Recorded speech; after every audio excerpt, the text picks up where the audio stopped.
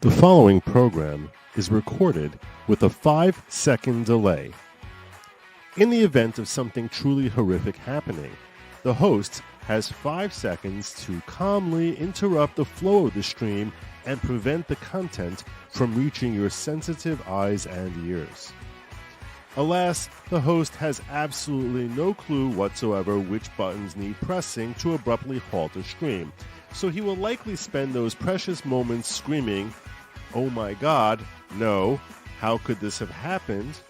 Holy hell, oh my God, no, no, no, why didn't I figure out how to fix?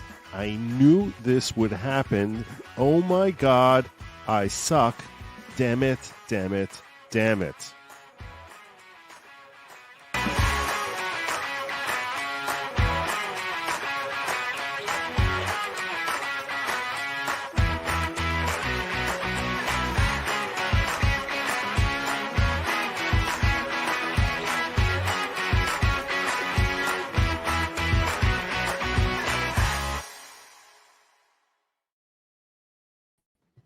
Good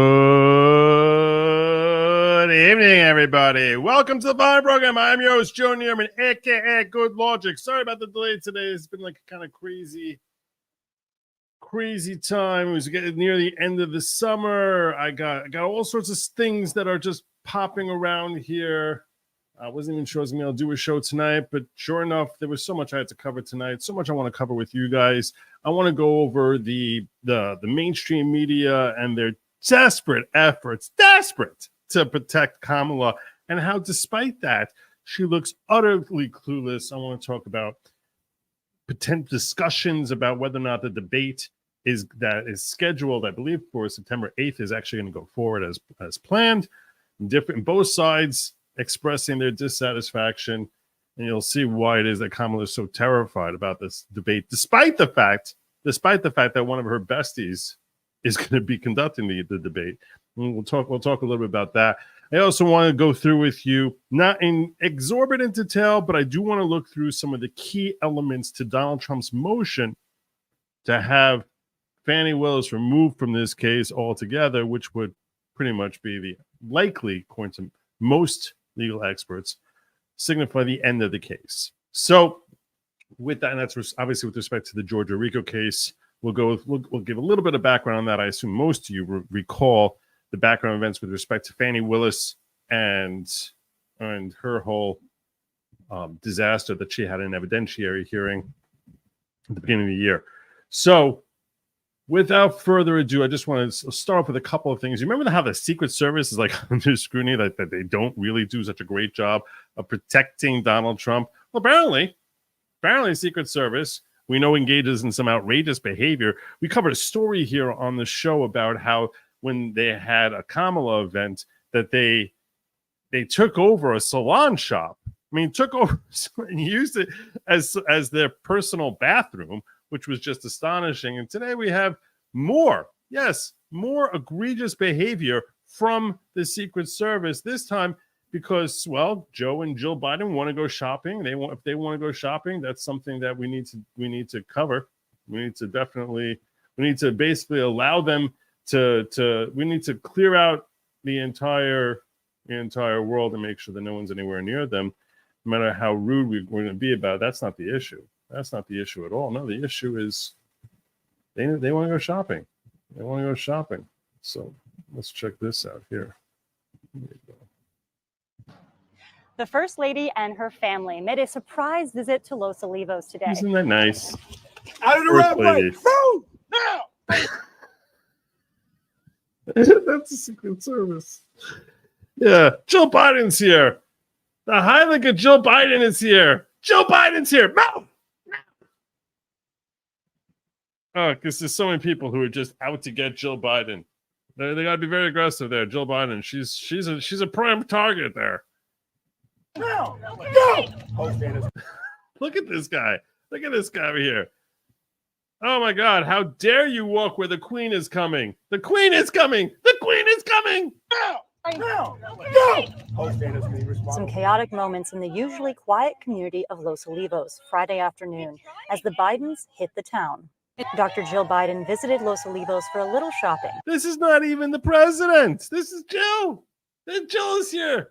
Queen Jill. Isn't she a doctor? Didn't she swear a Hippocratic oath to protect everyone? I don't understand what's happening here. I thought she's this big doctor. She's, Jill Biden medicine woman here is, and it's like, no! Get away! Almost there. Accompanied by her son, Hunter Biden, and family, Wow. along with more than 10 Jill and Hunter. Ooh, this is two very important people. Secret Service agents and local law enforcement. Biden's surprise visit drew a small crowd and was warmly received. Warmly received by anyone who wasn't in the thrusting, and anyone who wasn't within 3 feet of the thrusting arms of the Secret Service. Joe tells me Hunter Biden stopped in with his kids. It was pretty cool. He came in with his family and he ordered lemonade, a matcha. And what flavor lemonade did they get? We need to know. We need to know what flavor. Was it pink lemonade? Cotton candy lemonade? Did they get the raspberry mixed in there? Was it raspberry lemonade? What kind of lemonade did they get? What did he have did he express a preference for medium or large? We need to know what Hunter Biden wanted. And I spent a lattes, and he came into Lefties. During the family visit, the group stopped at several stores, including in Larkin, Global Eye. Get the hell out of our way! Here they come! Here they come! People just want to take pictures. No! Punch her in the face! Punch her in the face! Do it! The Bidens were in town around 30 minutes before driving off. In Los Olivos, Juliette Lamar, KSBY News. There you go. There you go. Maybe it was crack flavored. I hadn't thought of that. Oh my God. Wow. So a lot of people have been complaining about the fact that Kamala Harris hasn't been answering any questions because, let's face it, she hasn't been. She basically came on, 40 days ago is when she announced her candidacy. And, you could destroy the whole world with a flood in that time and she can't answer a question. But Quentin Tarantino, a supporter of the Democrats, and clearly such a rabid supporter that I have to question everything I know about my taste in movies. It's like, why do they have to step in? Why do they have to step into this fray? It's like, am I supposed to stop watching Pulp Fiction now? Because how am I supposed to watch Pulp Fiction now? Every time I see him doing his crappy acting, as offering up his coffee, I'm going to be like, oh, this is that guy. It's that guy. I don't need that. Quentin Tarantino tells Kamala Harris to continue dodging interviews until election. Don't F-S up. Don't F crap up. It's just about effing winning. It doesn't matter. It's just about effing winning. It doesn't matter how we look at this moment. So shut your freaking mouth, you stupid C word. It's like, what the hell is this? He's got so much respect that she's going to be the leader of the free, that she's going to be a great leader. Oh, great moment for women. Great moment for women. When a woman finally kicks down that glass ceiling and is able to say, I'm here, I suck at my job, and I got it because I'm a woman. That's a real step forward for womanhood right there. It is. These folks never learn. Legendary Hollywood director Quentin Tarantino urged Kamala Harris to avoid doing any interviews before the election. Don't do it! Telling Bill Maher he plans to vote for her no matter what she says. Doesn't matter. She can say, I'm gonna bomb Canada. No, that's good for me. Let's go. Tarantino made the comment, a profanity-laced rant on Bill Maher's Club Random podcast after he was asked about criticism surrounding Harris's lack of press engagements and formal interviews with reporters. Hey, let me tell you something. This is about fun effing winning. It's a mad effing dash, and she's running it. She's not stopping to stumble, and I'm going to vote for her effing anyway, no matter what she says in this stupid effing interview, so don't F crap up. Oh, lunatic. I'm scared to watch this because when I watch it, I haven't watched it yet. I'm going to watch it with you. I'm going to be like, how am I supposed to watch Kill Bill again? How am I supposed to watch it? How am I supposed to do this?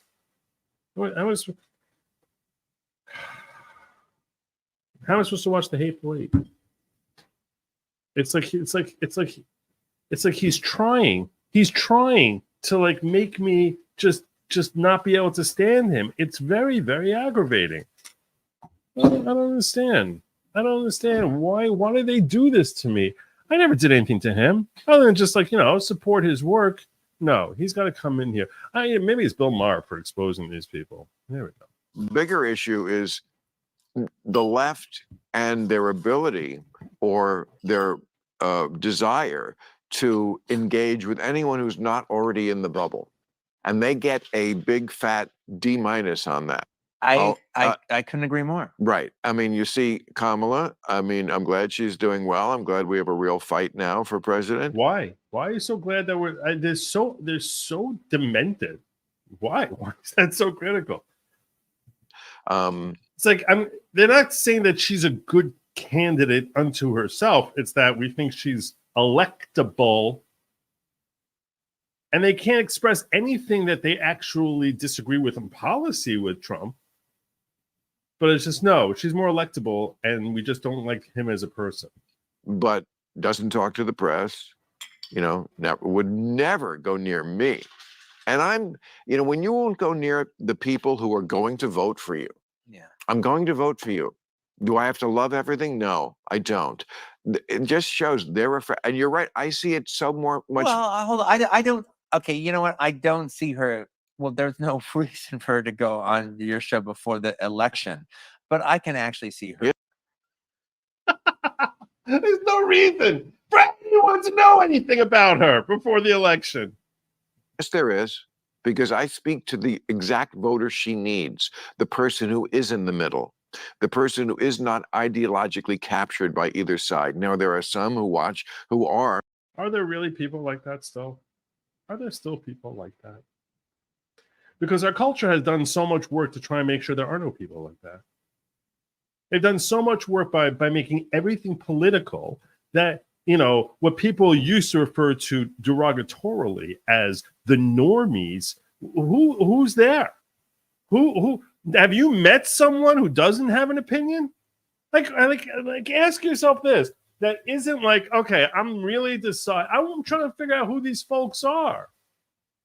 I'm really trying to figure out who these folks are. That they think that they have. I don't even understand. I don't even understand.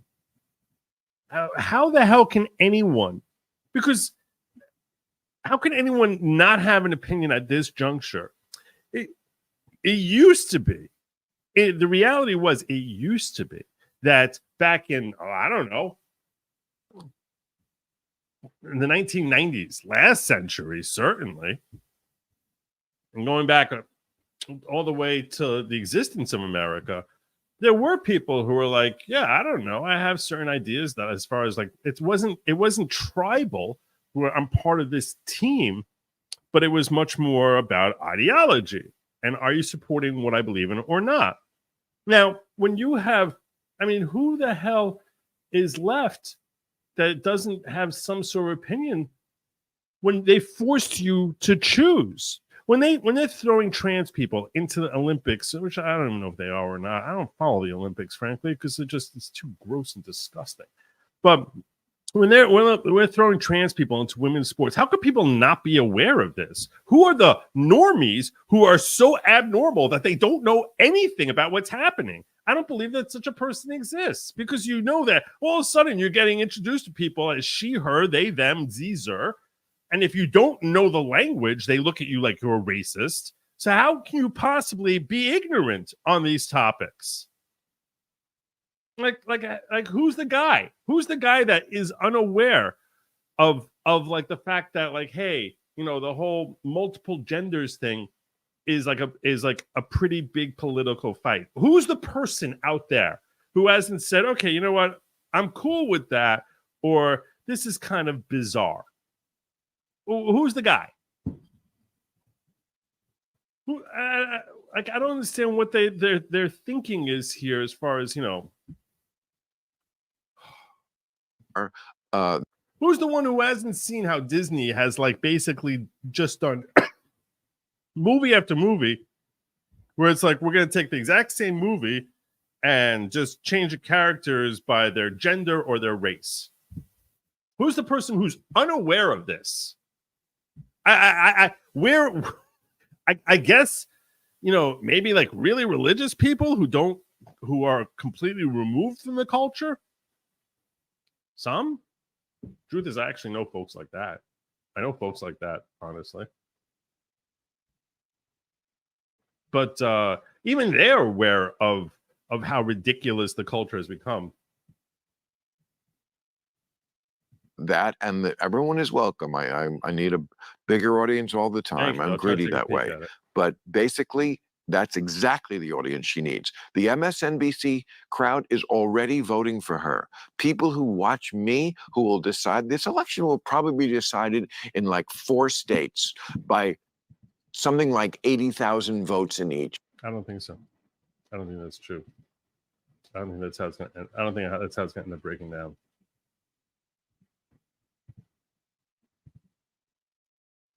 I don't see that. That's how these elections, how close they are these days. And that's where we're back to. We're at least back to normal, which sucked, but it is normal that it's 50-50 going into the election. With Biden, it wouldn't have been. Let me ask you about this, though. Okay, look, there's nothing you said that isn't right. All right. And there's definitely nothing you said that isn't right in a normal election cycle. I mean, it's irrefutably right in a normal election cycle where you have a year Right. to set your case. I think there's just all about winning the fucking election, all right? And then It's like when you expose yourself and your tiny little dinkle. the easiest path to winning the election. Look, you can talk about maybe she should have had more guts about this or that and the other, but we're the fucking president. Right.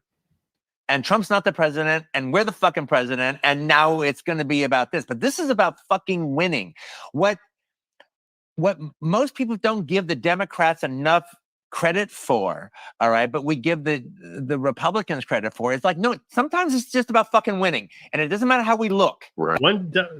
That's like that's the Republican game plan. Really? He's so utterly clueless. At this moment, it's about fucking winning. Right. This is about I fucking don't see winning. the video. Yep.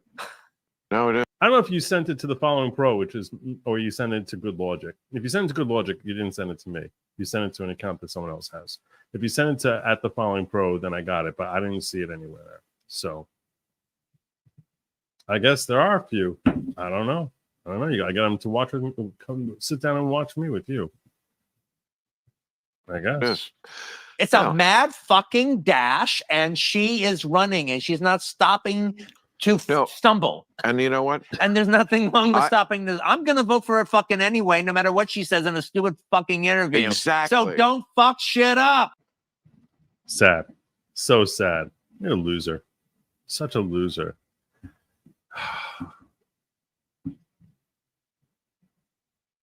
Anyway, just very, very sad. I don't understand. I don't get it. But you want to talk about not messing crap up. You want to talk about not messing crap up? All right. Today's 3rd anniversary of the disaster in Afghanistan.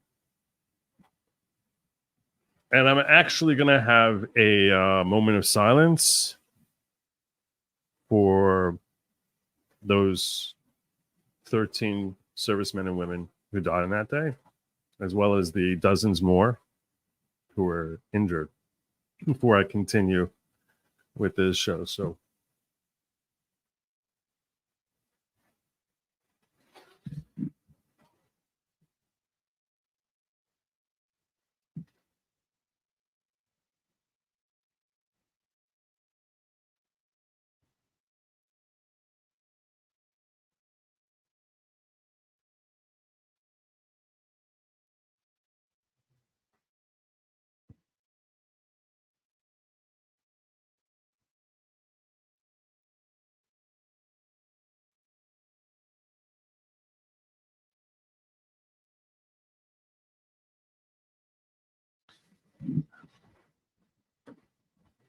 Someone else who took some time out of their day today to actually show their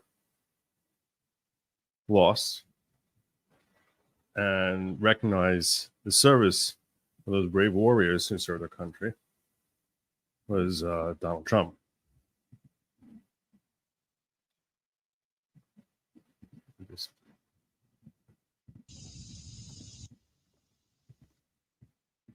He was at a memorial for him today. There's a quick clip of him there.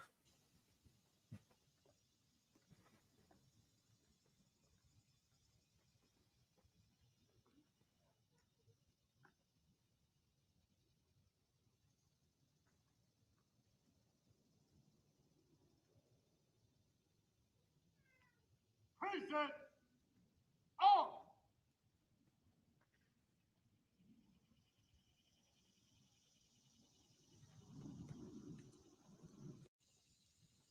So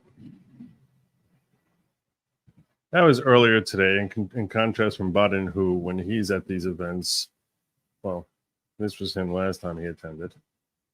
There you go. Go check your watch there, buddy.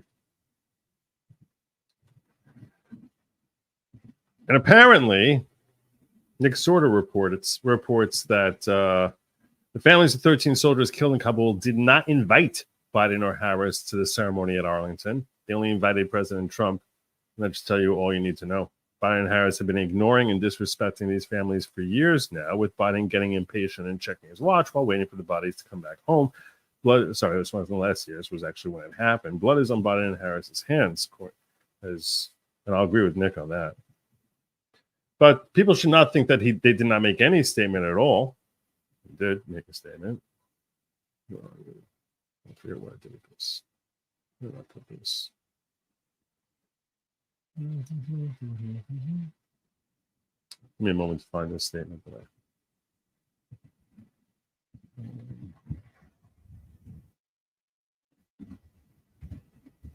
don't know where I put it.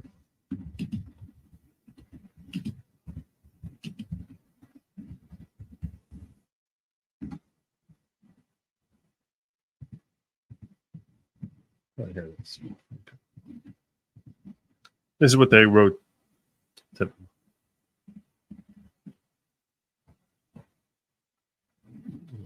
This is not it.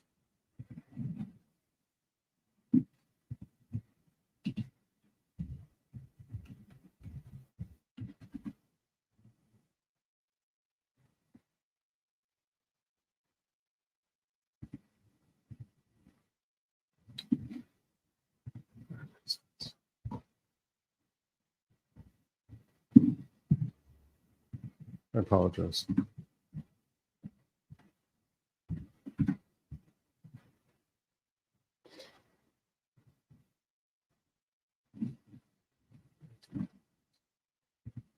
What did I do with it?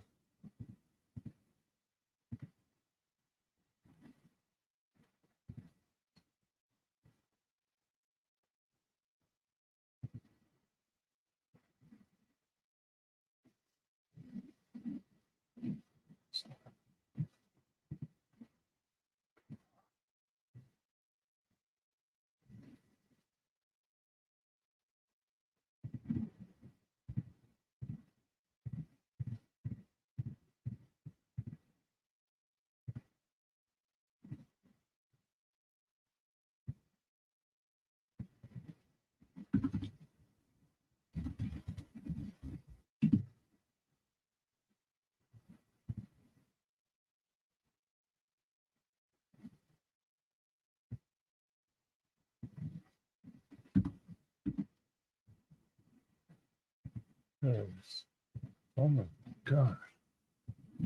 I apologize. I had this and I don't know why I lost it.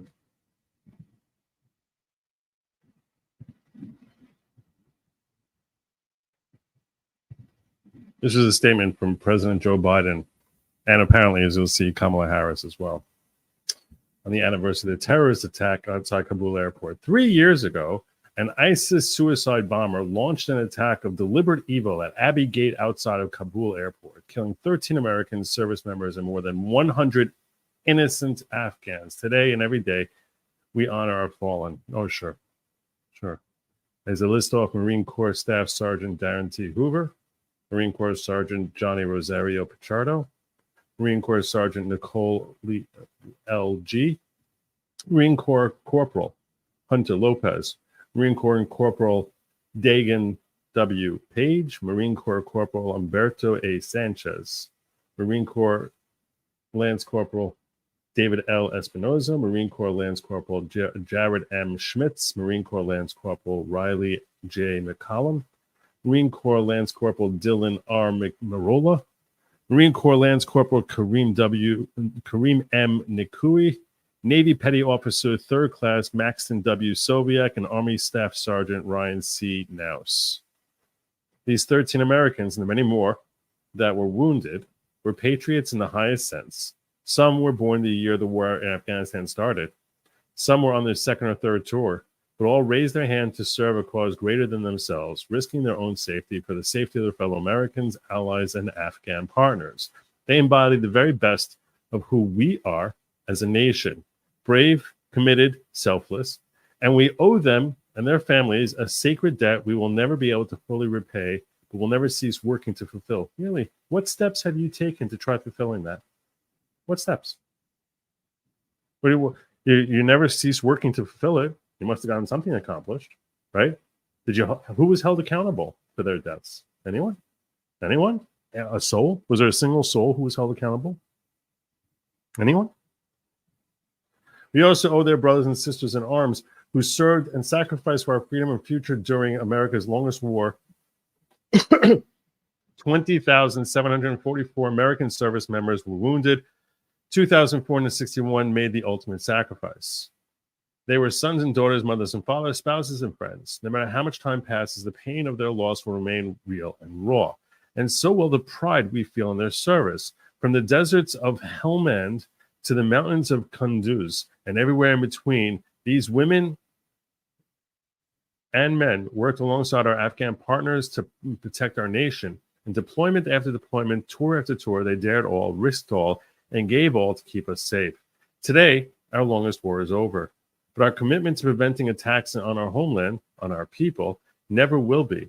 We will continue to disrupt terrorist activity wherever we find it. We will continue to deliver justice to terrorists who plot against America, just as we have over the last 3 years with the leader of Al-Qaeda and the global leader of ISIS. How so? What happened? And what does that mean? And we will do so without deploying thousands of American troops to ground wars overseas. Ever since I became vice president, what? Look at this. Look at this. All of a sudden, this was like, you're supposed to think this is Biden talking to you, right? There's no reference at all. This is the White House. Statement from President Joe Biden. Unless this is now, I guess ever since I became vice president, it's referencing Joe as vice president.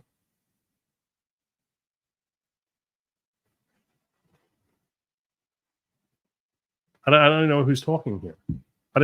I seriously, and I'm not saying this. I'm not saying this is a joke. I literally don't know if this is Kamala talking now or Joe Biden going back to his days as vice president.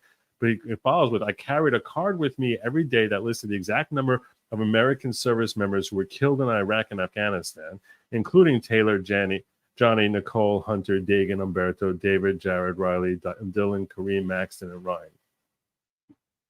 So that wasn't when he was vice president. That was when Biden was president. So I have no idea who's making this claim even. This is how stupid this claim is. This is how ridiculously drafted this thing is, because we have no idea what the hell they're even saying. This is the official White House statement. Their official White House statement is a joke. This is an embarrassment. This is spitting in the face of those servicemen and women who paid the ultimate sacrifice, as well as those who were injured. You're reading a statement here, and there's no way to even know who the hell the speaker is. I mean, which one of them was carrying a card every day that lists the exact number of American service members who were killed in Iraq? Which one? I literally don't. I'm not even making a joke. I don't know which person this is supposed to be referring to, Kamala or Joe. Do you? Can anyone tell? I mean, how friggin' offensive is this? How ridiculous is this? You're sitting here in your efforts. You're so bad at your job then not only did this incompetence lead towards these people suffering the ultimate sacrifice, that's not enough. No, even when you're sitting here 3 years removed from that disaster, from your own disastrous incompetence, you can't even craft together a competent, cogent statement which makes any sense at all. Because this makes no sense. There's no person who can read this and say definitively whether or not this statement is referring to Kamala or Joe Biden. And it's ridiculous. This is ridiculous. What a slap in their face. You disgusting, awful, terrible human beings. Disgusting. But I have to draw credit that I carry their names, or I don't even know if their names or numbers. A data listed the exact number, so I guess that's, what is that, a counter? Well, what that is, it a list of names? What is it? But whatever it is, I'm doing something really noble here. I'm doing something really, really noble here. Really, really noble. Not holding anyone accountable. Can't write together a coherent statement so we know whether or not this is the president or the vice president talking, but I'm very noble. Look how noble I am. I'm utterly incompetent. My incompetence assuredly led to the deaths of countless people who were willing to put their necks in a vice and put their necks in a noose and risk their lives to help protect this country. And my own ineptitude and the ineptitude of those I put in charge of this operation led to them actually perishing from the earth. And I can't show up and actually give them enough time during the day to actually honor their memory. I can't attend a memorial service, even though I'm the one who put them in the ground, but I can't actually be bothered to go there and invest time to show my concern or remorse to the family members here. No. I'm going to have some jackass write a statement for me that I never read, obviously, referencing parts of the Middle East, which I probably never even heard of before they wrote this statement, and start claiming that I carry a card that I remember these victims terribly, and every single day we're working towards making to recognizing their sacrifice. You are such utter liars, gross and disgusting, terrible human beings. You kill people, pretend that you have the valor, that you actually stand up for them, much like the wannabe Vice President Tim Walz and his stolen valor, and you try and steal valor that you actually give a damn about the people who lost their lives because of you, and you clearly do not.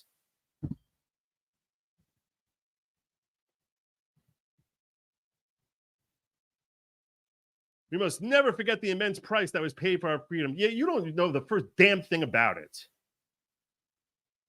You want everyone to think you actually give a damn. We still have no idea if this is talking about Joe or Kamala. Zero clue. All we know is that this is a White House, which is it's like a chicken without a head. And they're just running around. Nobody has a freaking clue what the hell is happening here. Give us 4 more years. We must never forget that each beloved service member we lost was a human being. You clearly don't give a damn about human beings, so that doesn't really mean anything to you. We left behind entire families and communities, and together we must never stop striving to be worthy of their ultimate sacrifice. You're certainly will never be worthy of any of them. Certainly not of their noble sacrifice. Today we vow we never will. We've never done anything to help them, never done anything to help their families find some sort of sense of peace that you actually cared about the fact that they died. God bless each and every one of our fallen heroes. May God bless all those who serve and sacrifice. May He keep them and their families close to today and always. So this is now a statement by Vice President Harris. Starts as a statement from President Joe Biden and finishes as a statement by idiot Vice President Harris. Moron. Disgusting. But look, she shouldn't talk to people. She talks to people. In that case, people might realize how stupid and terrible she is. That's what Quentin Tarantino thinks. So that's how you get good leadership, Quentin. Great leadership you're striving for there, Quentin. Idiot.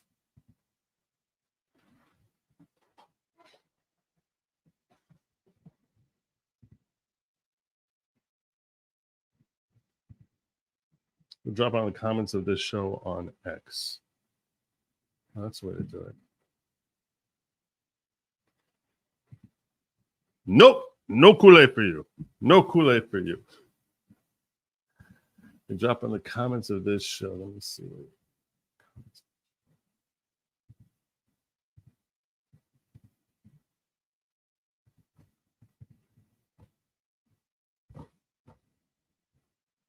Oh, you're Arthur Sewell.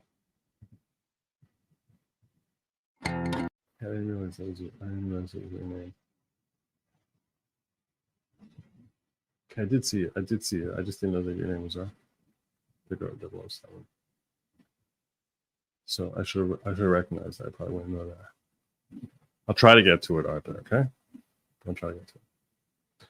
I wanted to cover how MSM is desperately trying to cover up for Joe Biden. Here's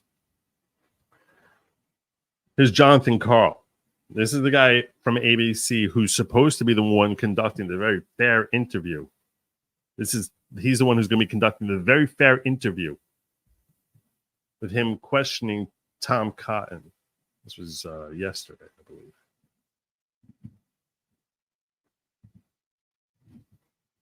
That's our boy, Jonathan Karl. At the Democratic Convention. I'm joined now by top Trump ally, Senator Tom Cotton of Arkansas. Welcome to This Week. So what do you make all those Republicans speaking at the Democratic Convention? All right. So we're starting off with, like, you see, all the Democrats getting behind Kamala. All the Democrats getting behind Kamala. Yeah, that's where we're starting here. Okay. All right. Oh, what I make of them is that Trump derangement syndrome is a real thing. But what most Americans remember is that for 4 years, when Donald Trump was president, we had peace and prosperity. Everything has gone to hell under Joe Biden and Kamala Harris over the last 4 years. And that's a clear contrast we have. This is an unusual president. That's not what I would make of them. I would make of them that people enjoy that. I mean, that's one part of it. That's one part of it. The other is that these are people who are desperate for validation. That DC breeds people who are desperate for validation and power. That's what I make of it. It's not really a news flash. I mean, really, like that's like breaking news. Oh my gosh, Adam Kinzinger wants attention. Wow. Oh my gosh, I never would have realized that. Liz Cheney's tired of being alone. Oh my God. Break out the champagne, DNC. Election because Donald Trump has been president before. The American people know what he did. They know that he understands the kind of pain they've suffered for the last 4 years under Kamala Harris and Joe Biden. And I think that's why they're ready to return Donald Trump to the White House. But there seemed to be a clear strategy on the part of the Democrats to try to appeal to the Republicans. And of course, Donald Trump has absolutely solid support on the Republican base, but there are a lot of Republicans uneasy with him as the nominee again, and they seem to be going right at them. Well, yeah, that's their strategy. Okay, but which is stupid. It's no one. They have lots of strategies. No one's saying their strategies are intelligent. Okay, they're idiots. What do you want? I mean, it's not like Adam Kinzinger is on the fence as to who he's going to vote for in the next election. Every election, John, you have some members of one party endorsing a candidate of the other party. That's a very traditional aspect of American politics. I mean, look at what just happened this week. The Democratic Party under Kamala Harris has gone so far to the left that you actually had a Kennedy endorse a Republican. That's pretty remarkable that the Democratic Party has become so radical under Kamala Harris that a member of the Kennedy family has come out to endorse a Republican. It's much more than that. It's much more than that. And Tom Cotton, and I'm not trying to take away from what Tom Cotton did in this interview. He did a phenomenal job. Phenomenal job. In fact, we're going to see Trump praising the work that he did in this interview. But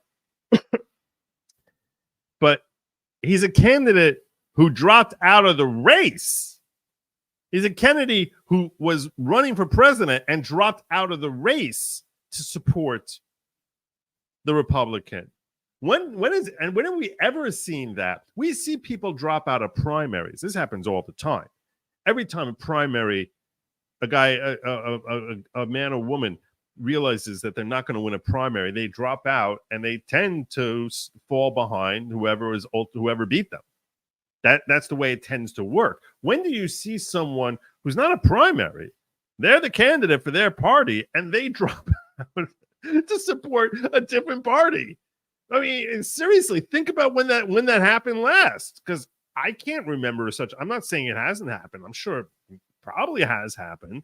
And but to actually drop out of the presidential race, not a primary race, drop out of the presidential race and support one of your adversaries in that race because you're saying this person who needs to be beaten is such a dangerous threat. When has that last happened? Because that's the breaking story, and the fact that it happens to be a Kennedy is icing on the cake. That's icing on the cake. With Jonathan Karl is going to try pretending he's not really a Kennedy. I don't even know what that means. He's just Bobby Kennedy's son. That's it. He's not really. Is he really a Kennedy though? Because some of his cousins don't agree with him politically. I don't know if Bobby Kennedy Jr. at this point is that representative of the. He's Bobby Kennedy. I mean, do you hear yourself speaking? That's right. Bobby Kennedy, as in son of Bobby Kennedy. I don't know if he's a real Kennedy. He's not a real Kennedy. What makes someone a real Kennedy, you clown? Kennedy family. But I want to get to that in a second. But first, there are reports. There's obviously a bit of a momentum change here. You see it in the polls. You see it in the money flowing in to the Harris campaign. And there was a report in Politico that Trump now knows that he has to change things up or that he could lose. You talk to him. I mean, what's your sense? Do you need a change in direction? Well, President Trump and his campaign has known all along, and they've said all along, that this race is going to be a close race. Actually, he said it would be a landslide, just to be clear. He said he was going to win in a landslide. But look, we know the race will probably come down to a few 100,000 votes in a few states. President Trump has been campaigning hard and vigorously now for months. Obviously, that's going to increase in its pace as we get closer to the election. Hold on a second. I don't know why this is coming up as a private video on Rumble. Hold on a second. I'm trying to figure out why. I have this video going and it's coming up as private on Rumble. What the heck is Rumble doing? This one's showing. It's working for you guys, Rumble? I don't understand why this is coming up as being private. I think this happened on Rumble yesterday also. I apologize.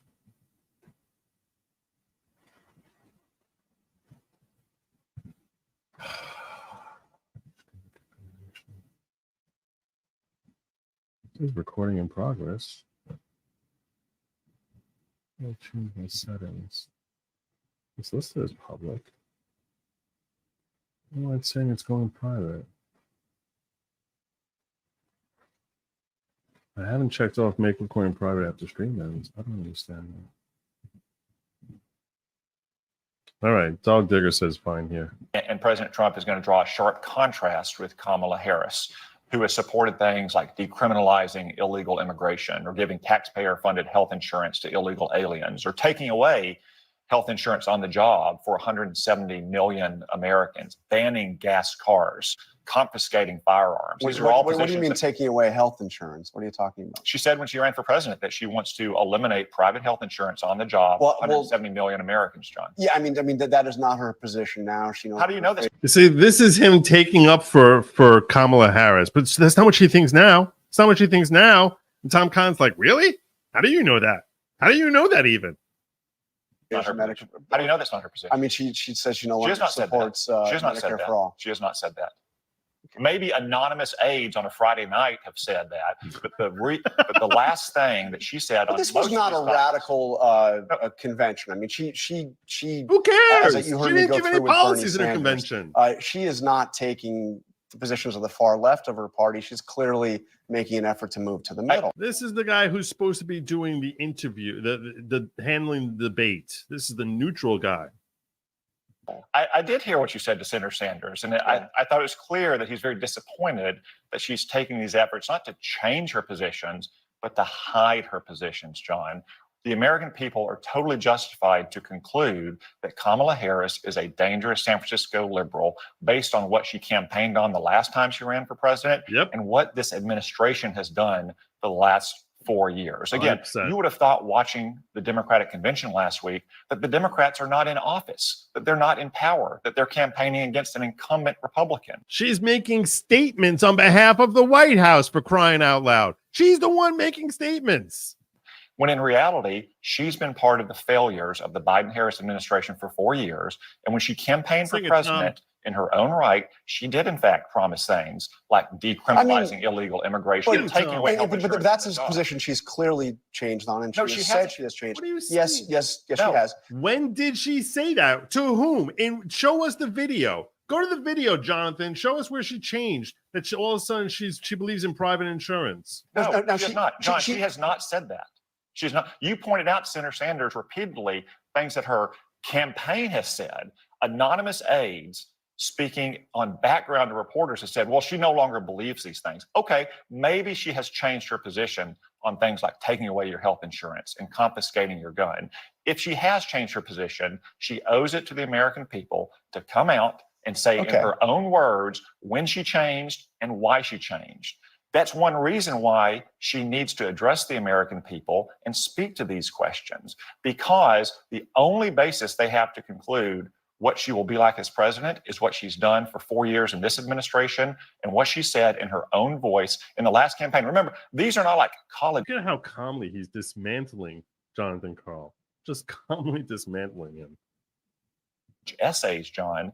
This is what she was said when she was campaigning for president as a 54-year-old woman. If she's had such a radical change of heart in the last 5 years, she owes the American people answers. So speaking of radical changes of heart, I want to ask you about. Does he like respond to that at all? No, let's move on to the next thing, because I don't really have any good answers for what you just said. What Donald Trump had to say just a couple of days ago. He said, and this is an exact quote statement he put out, "My administration will be great for women and their reproductive rights." Is he now going to be campaigning on abortion rights? What's going on here? He will be great for women. He was great for women. Women had great opportunities under Donald Trump. You had a healthy, growing economy. You had safe communities, and you had. But I'm asking you about the reproductive rights. Democrats can use phrases like reproductive rights all they want to describe their pro-abortion position. Maybe he's talking about the reproductive rights of female fetuses who are now going to be able to grow up and then decide like what they're going to do. Maybe that's what he's talking about, because, you know, there are a lot of females who get aborted. About half of, roughly, statistics say roughly 51% of all abortions are killing women. Just saying. Which would force Americans to pay with tax dollars for abortion up to the moment of birth. That's the Democratic position. I mean, they can use that phrase if they want to. They don't get a monopoly. They don't get a monopoly on the language to cover up their radical positions. But I just asked you, it's now Trump using those words. But he's reproductive rights. But he's also said, we also heard from J.D. Vance, that he would veto a national abortion ban, and he came out against using the Comstock Act to prevent the shipping of the abortion pill. So what is happening? I mean, in fact, he said just the other day, he suggested that he may support the amendment on the ballot in Florida to provide a constitutional right to an abortion. I mean, what is happening with Trump on abortion? So, John, I think you just made a very important point. The only candidate here proposing a national abortion law is Kamala Harris. And we know what that law looks like because congressional Democrats have voted on it.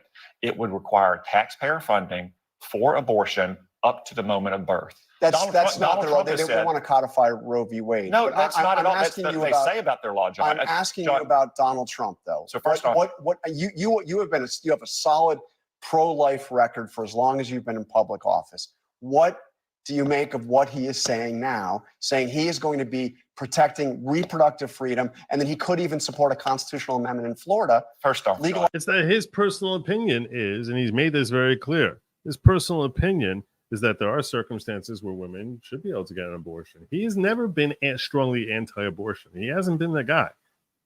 And his position happens to align, frankly, with the conservative perspective that this is a state issue, not a federal issue.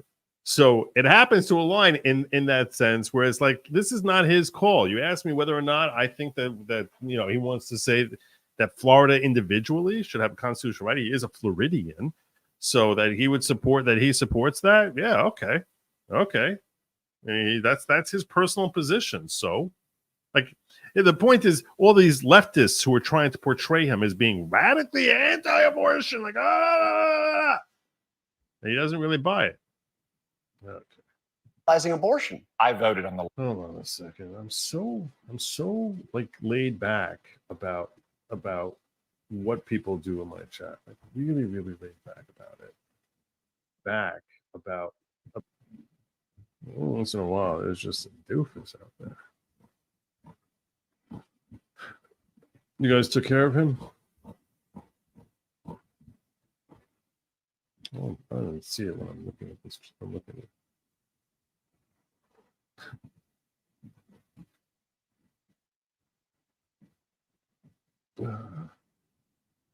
Oh, it's in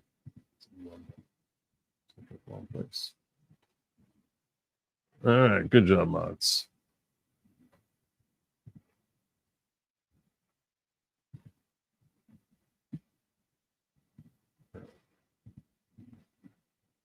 Law, you didn't. It does not codify Roe. It goes far beyond what Roe says. It would provide taxpayer funding for abortion up to the moment of birth. Donald Trump has been consistent. He said that Roe v. Wade was wrongly decided. That dude, by the way, I would have muted him forever. Before Roe v. Wade, this question was largely regulated by the states. Now that Roe v. Wade has been reversed, it will be again largely regulated by the states.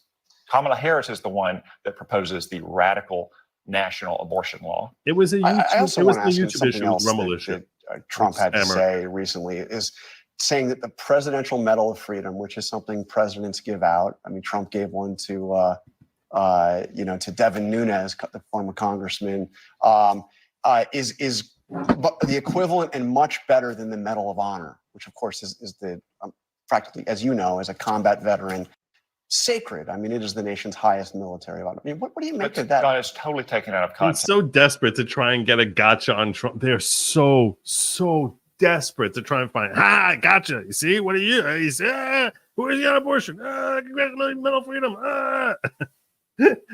It's like, what the hell is this even? It's like some line that he said, let's try and get you a gotcha on that rather than talking about their policies or the soundness of their policies. I guess that's what happens when one side isn't talking at all about their policies. It's not taken out of context. The point he was making is that he gives the Presidential Medal of Freedom, just like other presidents do, to civilians who have done important things for their nation, but who haven't sacrificed life and limb. And when you go to a Medal of Honor ceremony at the White House and you're presenting it to a soldier who's sacrificed his body or to his parents to his children or his spouse, that it is of a different order of magnitude. It's totally out of context. Donald Trump was do you agree that the Presidential Medal of Freedom is much better? Those are his words. John, it was totally, you're totally taking that out of context. Donald Trump was great for our military. He is great for our veterans. Kamala Harris is the one who's proposed, for instance, to cut the military every single year. Kamala Harris is the one who voted for military cuts when she was in the Senate. Donald Trump has utmost respect for our veterans and our troops, and you see that by his record in office. And before you go, I want to ask you about something else Trump said. This is about the 2020 election. It's something I have never heard him say before. This was the last week in office for me because of a horrible election where I got many millions more votes than I got the first time, but didn't quite make it, just a little bit short. It's short. Is he now finally acknowledging the truth about the 2020? It's like, why? It's like this. So you see this one line he said over here that I'm going to interpret that what he's actually trying to say is this over here. And now I'm going to try and make this like, it's like they're so desperate to try and take any little statement he makes and make this whole big Kilimanjaro out of it. And I'm sitting here like, I don't even know what the hell he's taking from this. And he's saying this is him admitting that he lost. No, he's mocking that he came up a little bit short. That's what he's clearly doing. The election that he lost. Well, John, what he is saying there is that there are a lot of irregularities. He challenged them in court. Those court challenges didn't succeed. It's as simple as that. It's what he's saying about this election. No, he had said before it was stolen and he had many millions of more votes than Joe Biden. All stuff that isn't true. You know, we've been over this. I mean, he's. Well, look, I mean, obviously Joe Biden. Trump voters understand it. It's like they pretend they're stupid. and Kamala Harris are the president and vice president. They're in the White House. That's why people are suffering so badly. His court challenges did not succeed. That's the only point he's making Yeah. there. Okay. Well, thank you very much, Senator Cotton. I appreciate your time. Thanks for coming on this Thank week. you. So there you go. That was Tom Cotton swatting them away left and right. And here's Trump's reaction to it.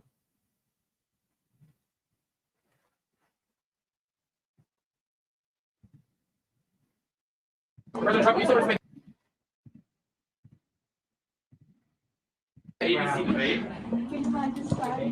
Never give up. Do you still plan to participate in the ABC debate? Well, I watched this weekend, and it's the worst of all networks.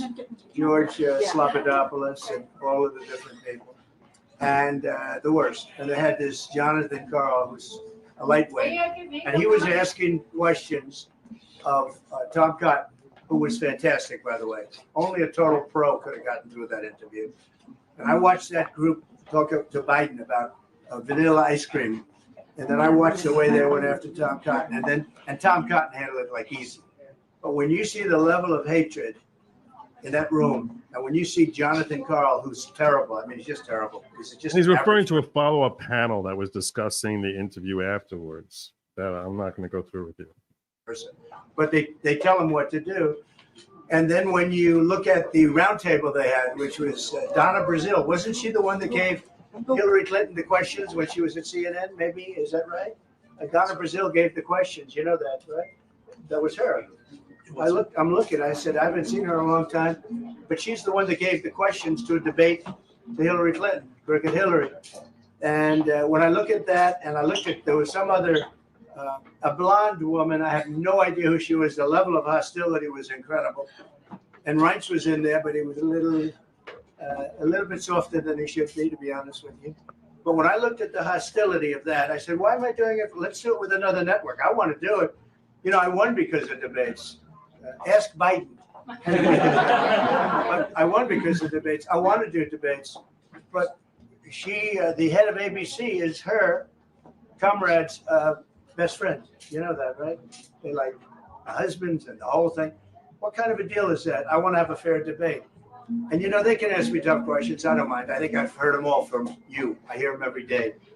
But I think it's very unfair. The single worst network for unfairness, I think, worse than CNN, worse than NBC, which is really hard to believe. And CBS is probably the best of the group. Fox is the best, but of the other side. We're going to get her talking, Good Mark. evening. I'm Erin Burnett, and out front tonight, Trump threatening. After he gives them a compliment now, she's going to twist. He's like, oh, he's running away from the debate. This nut job. To drop out of the upcoming debate. The former president casting doubt about whether he will, in fact, debate Vice President Harris. That is scheduled to take place on September 10th. Oh, really? So they're going to show the clip of this. Are they going to show what about this element to it? This is where CNN's focus is. This is where we're developing story that Trump might back out of it. Oh, that's interesting. That's interesting. Because we got this report here. We got this report about how Kamala Harris wants new rules. New rules now. I need new rules. New rules. She wants to use notes, sit down, and have an opening statement. An open pre-written statement. I can't let you go without asking about the debate. It's making a lot of headlines. Is Trump planning on attending the ABC News debate September 10th? I know that there was some talk about him being upset with the rules of it and maybe how ABC News conducted a recent interview with Senator Tom Cotton.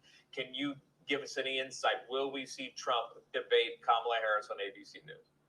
Let's set the record straight on this. President Trump and our campaign committed to the ABC debate with the rules that were originally proposed, the same exact rules as the CNN debate where he competed and dominated Joe Biden. Kamala Harris's camp agreed to those rules as well. Now, all of a sudden, the Kamala Harris campaign is backpedaling. They are demanding new rules. They want it to be a seated debate. They want her to have notes on the debate stage. They want her to have an opening statement. It's probably because they've started their debate prep and her campaign team is realizing that she is not equipped to debate President Trump. If she can't debate President Trump with a simple set of rules, then she is certainly not fit to be commander-in-chief. It was her campaign spokesperson, Michael Tyler, who said the debate about debates is over. Well, now they're back to debating about debates. We are done. We have committed to the rules set by ABC, and Kamala Harris needs to be on that stage. We will see if she shows up. There you go. So the Trump team is saying that Kamala wants to change the rules, try and change the rules. Not too happy with debating under the current rules. Maybe they saw her do this. I don't know, because she finally answered a question. We've all been waiting for her to answer a question. We've all been waiting. Please answer a question, Kamala. Please answer a question. Please answer a question. Well, here's her efforts at answering a question. You want to see her answer a question? You all want to see, right? You want to see her answering a question? You want to see her answer a question? Look at the look of terror in her face. Look at the look of terror. This is Spectrum News, okay? You might not have heard of Spectrum News. Don't be embarrassed if that's the case. I never heard of Spectrum News. I went to YouTube to try and find this full back and forth on Spectrum News. So I went to YouTube and I threw in Spectrum News. And when you go to YouTube and you check it out, they have 14,000 subs. Spectrum News. I should call myself Good Logic. Good news. Good news. That's what I should call it. Good news. Good news. That's what I should call. That's a good name. I like it. Good news.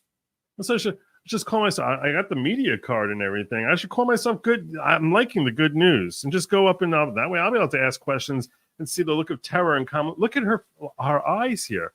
Look at how afraid she is. She's so afraid. And when you hear her talk, you'll see it's good reason.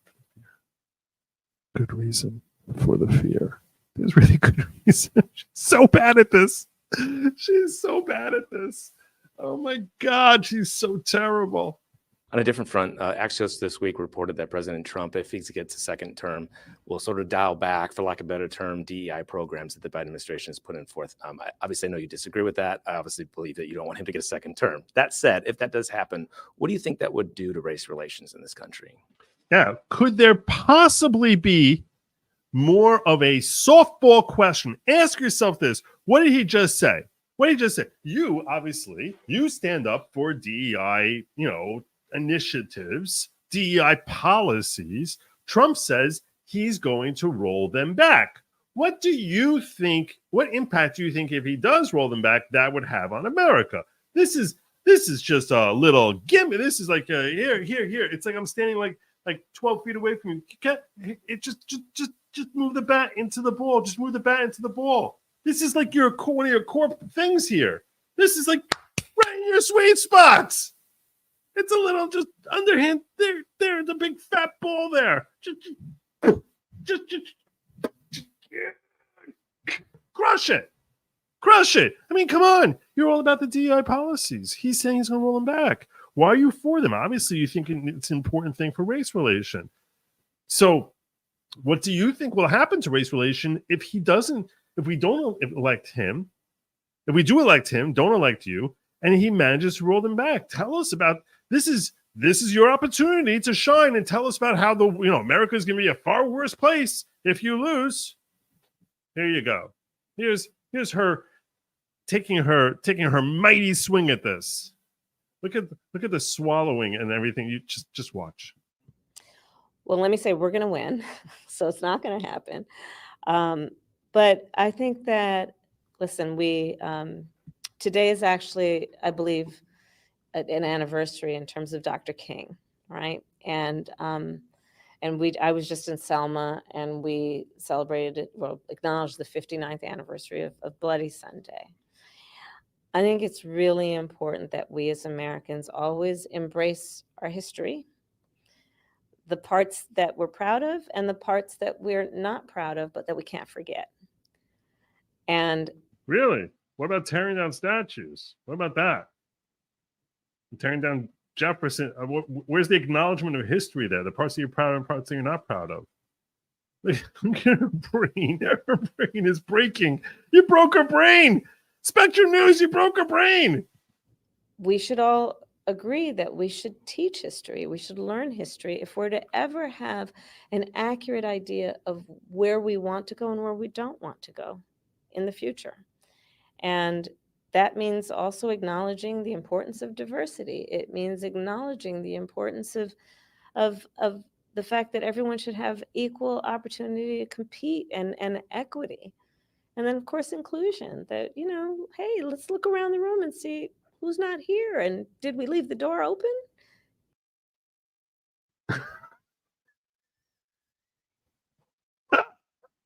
Oh my God. Oh my God. She's so bad at this. She is so bad at this. She's so bad at this. She just seems confused and drunk and just so bad. So bad. Wow. Wow. Why are you what you are? How did you become like this? How? Just how? This is the one that I guess we understand why Quentin Tarantino is like, all right, no effing questions. Just don't ask her questions. We don't want her answering questions. Oh, God. Terrible. Just a disaster. A walking nightmare. I know that Arthur here asked me to check in on the whole woke not being insane but evil, which I guess we have time to do that. We're going to do it. This is for you, Arthur. Oh, my God. Wow.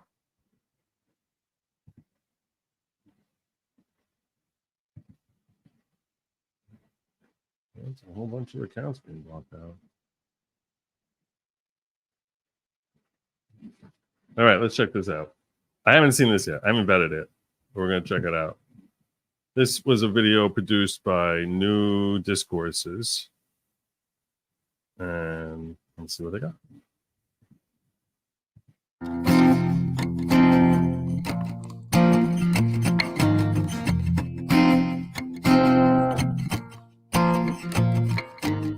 Hey everybody, this is James Lindsay, and you are listening to another exciting episode of New Discourses Bullets, where I give a short bullet point-like summary of a single topic from woke Marxism or relevant to beating woke Marxism that we need to know so we can beat it. And spot on, Lasher. Spot on. Dr. King would have been horrified by the concept of DEI. He was all about judging people by the content of their character and not by the color of their skin, because he correctly recognized that that's how you get past racism, whereas DEI fixates and never lets you forget about blackness. Morgan Freeman, in an interview when he was asked about Black History Month, said, "No, I think it's ridiculous. It's a joke. Do you want a White History Month? Like, why would you want such a thing? It's the stupidest thing in the world. It's designed to keep friction and hatred. That is the only possible objective of it." So, all right, cool. You're welcome. And thank you for sharing. Actually, this episode is a category of the latter. We're going to talk about something that's not specifically woke, and not one of their concepts for me to help clarify for you, but something you need to be able to do in order to beat it. And I don't normally ask you to do a full-blown perspective shift, but I'm asking you to do a full-blown perspective shift in this podcast. Normally, I'm trying to inform you. I want you to see things more clearly. I want you to, have the communist rhetoric and activity demystified. I want you to understand the world in front of you and then let you tackle what you understand as best you can. I'm not really a big hands-on guy for what people should do, right? And I'm not exactly a good boss or a tyrant or whatever. But I'm going to ask you to try to reconsider something, because partly, well, just let's be honest, I'm a small person. I'm frustrated as hell seeing it, and it's irritating me, and I don't want to see it anymore. Like, so there's the small personal reason that really has gotten under my skin and irritated me. But the bigger reason is because if we don't have this perspective shift, we're fighting the wrong things, and we're spinning our wheels, and we're demoralizing ourselves constantly, day in and day out. And the thing I want you to understand is that woke actually makes sense. I know it doesn't work, but the logic internally is mostly sensible and comprehensible. In other words, woke people, even if they haven't studied woke theory, generally know how to act woke and will behave in a consistently woke way. And that the people that are either orchestrating their behaviors or even sometimes they themselves understand what they're doing. And you say, but when they implement their programs, it makes education worse. It makes the kids, they can't read. It makes everything fail. This is insane. Sick of hearing it, guys. It's not insane. It's evil. You need to get straightened out on this. You need to stop saying that woke is insane or that it doesn't make sense. You don't understand their worldview. You don't understand that the destruction is often intentional. Not only is the destruction intentional because it causes the kinds of problems that they can exploit, the destruction is often intentional just because they want to break things. Specifically, and this is extremely clear if you read the history of Soviet Union, the goal is to or even Mao's China, is to actually to destroy everything that's in the way of implementing socialism. Everything that exists deserves to perish is literally from the mouth of Satan in Goethe's play Faust. Technically Mephistopheles, but he's speaking on behalf of Satan. That was literally a motto of Marx. It was an inspiration to the communist program. Everything that exists deserves to perish. This is where you see Herbert Marcuse in the 1960s talking about how his mold of Marxism for the West, his radicalism that we call the New Left, which has defined a lot of activism throughout the second half of the 20th century for leftists, is antinomian in character. He says that explicitly. He says it's actually more than antinomian. It adopts clownish forms What is that irritate antinomian? the establishment. What does antinomian mean? Well, nomian refers to according to the law. We could say so even the law of nature or natural law.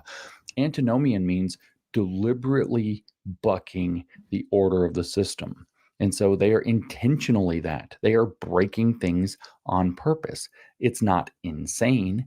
It's evil. That's not the same thing. Because something doesn't work doesn't make it insane unless you're judging it against a standard of it's supposed to work. And when I say work, you could say, well, what do you mean by work, James? Well, here's what I mean by work. Work means for us to successfully implement. I think she's just vexed, personally. But he's brilliant. And that's why all of a sudden he just starts using words like antinomian that people are like, huh? Even I have a pretty good vocabulary, and I'm like, I don't know what that is. The program. So if it's going to be a program, let's say for literacy and education, you would expect children to learn how to read and literacy scores to improve. That's working, right? And that's what you're thinking.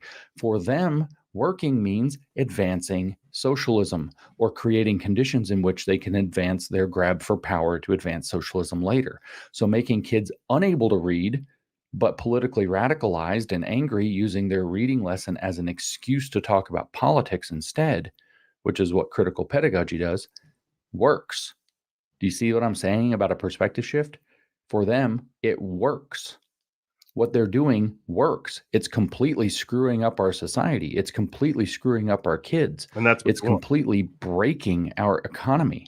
It works. It also continually allows them to lock in more and more and more power. It works. The concept of working in socialism is implementing more socialism. It is deliberately destructive. So when you're sitting here saying, oh, it doesn't work, why would they do that? It's insane.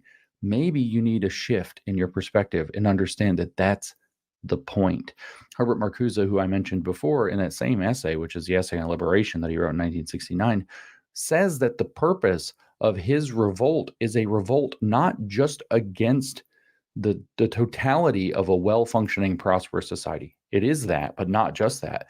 It's also a revolt against its very form, with a capital F, referring to the Platonic ideal of a functioning society that generates prosperity.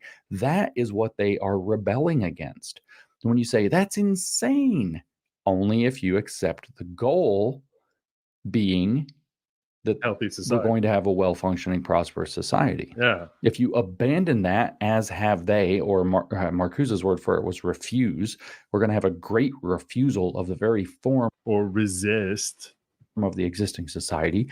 If you refuse the very idea of a well-functioning, prosperous society, it's not that it doesn't work. It's not that it's insane. It's that it is a targeted destruction. And Marcuse was clear about why you would do that, because you have to transform people deeply at the level of their needs to need socialism. This is James Lindsay. He's made a career, very popular guy, far bigger than I am, and I would say certainly far more educated than I am with respect to CRT, critical race theory, and dismantling and breaking down what it actually is. And he's been criticized for talking over the heads of his audience, because he'll use words with like antinomian without even defining them in the past.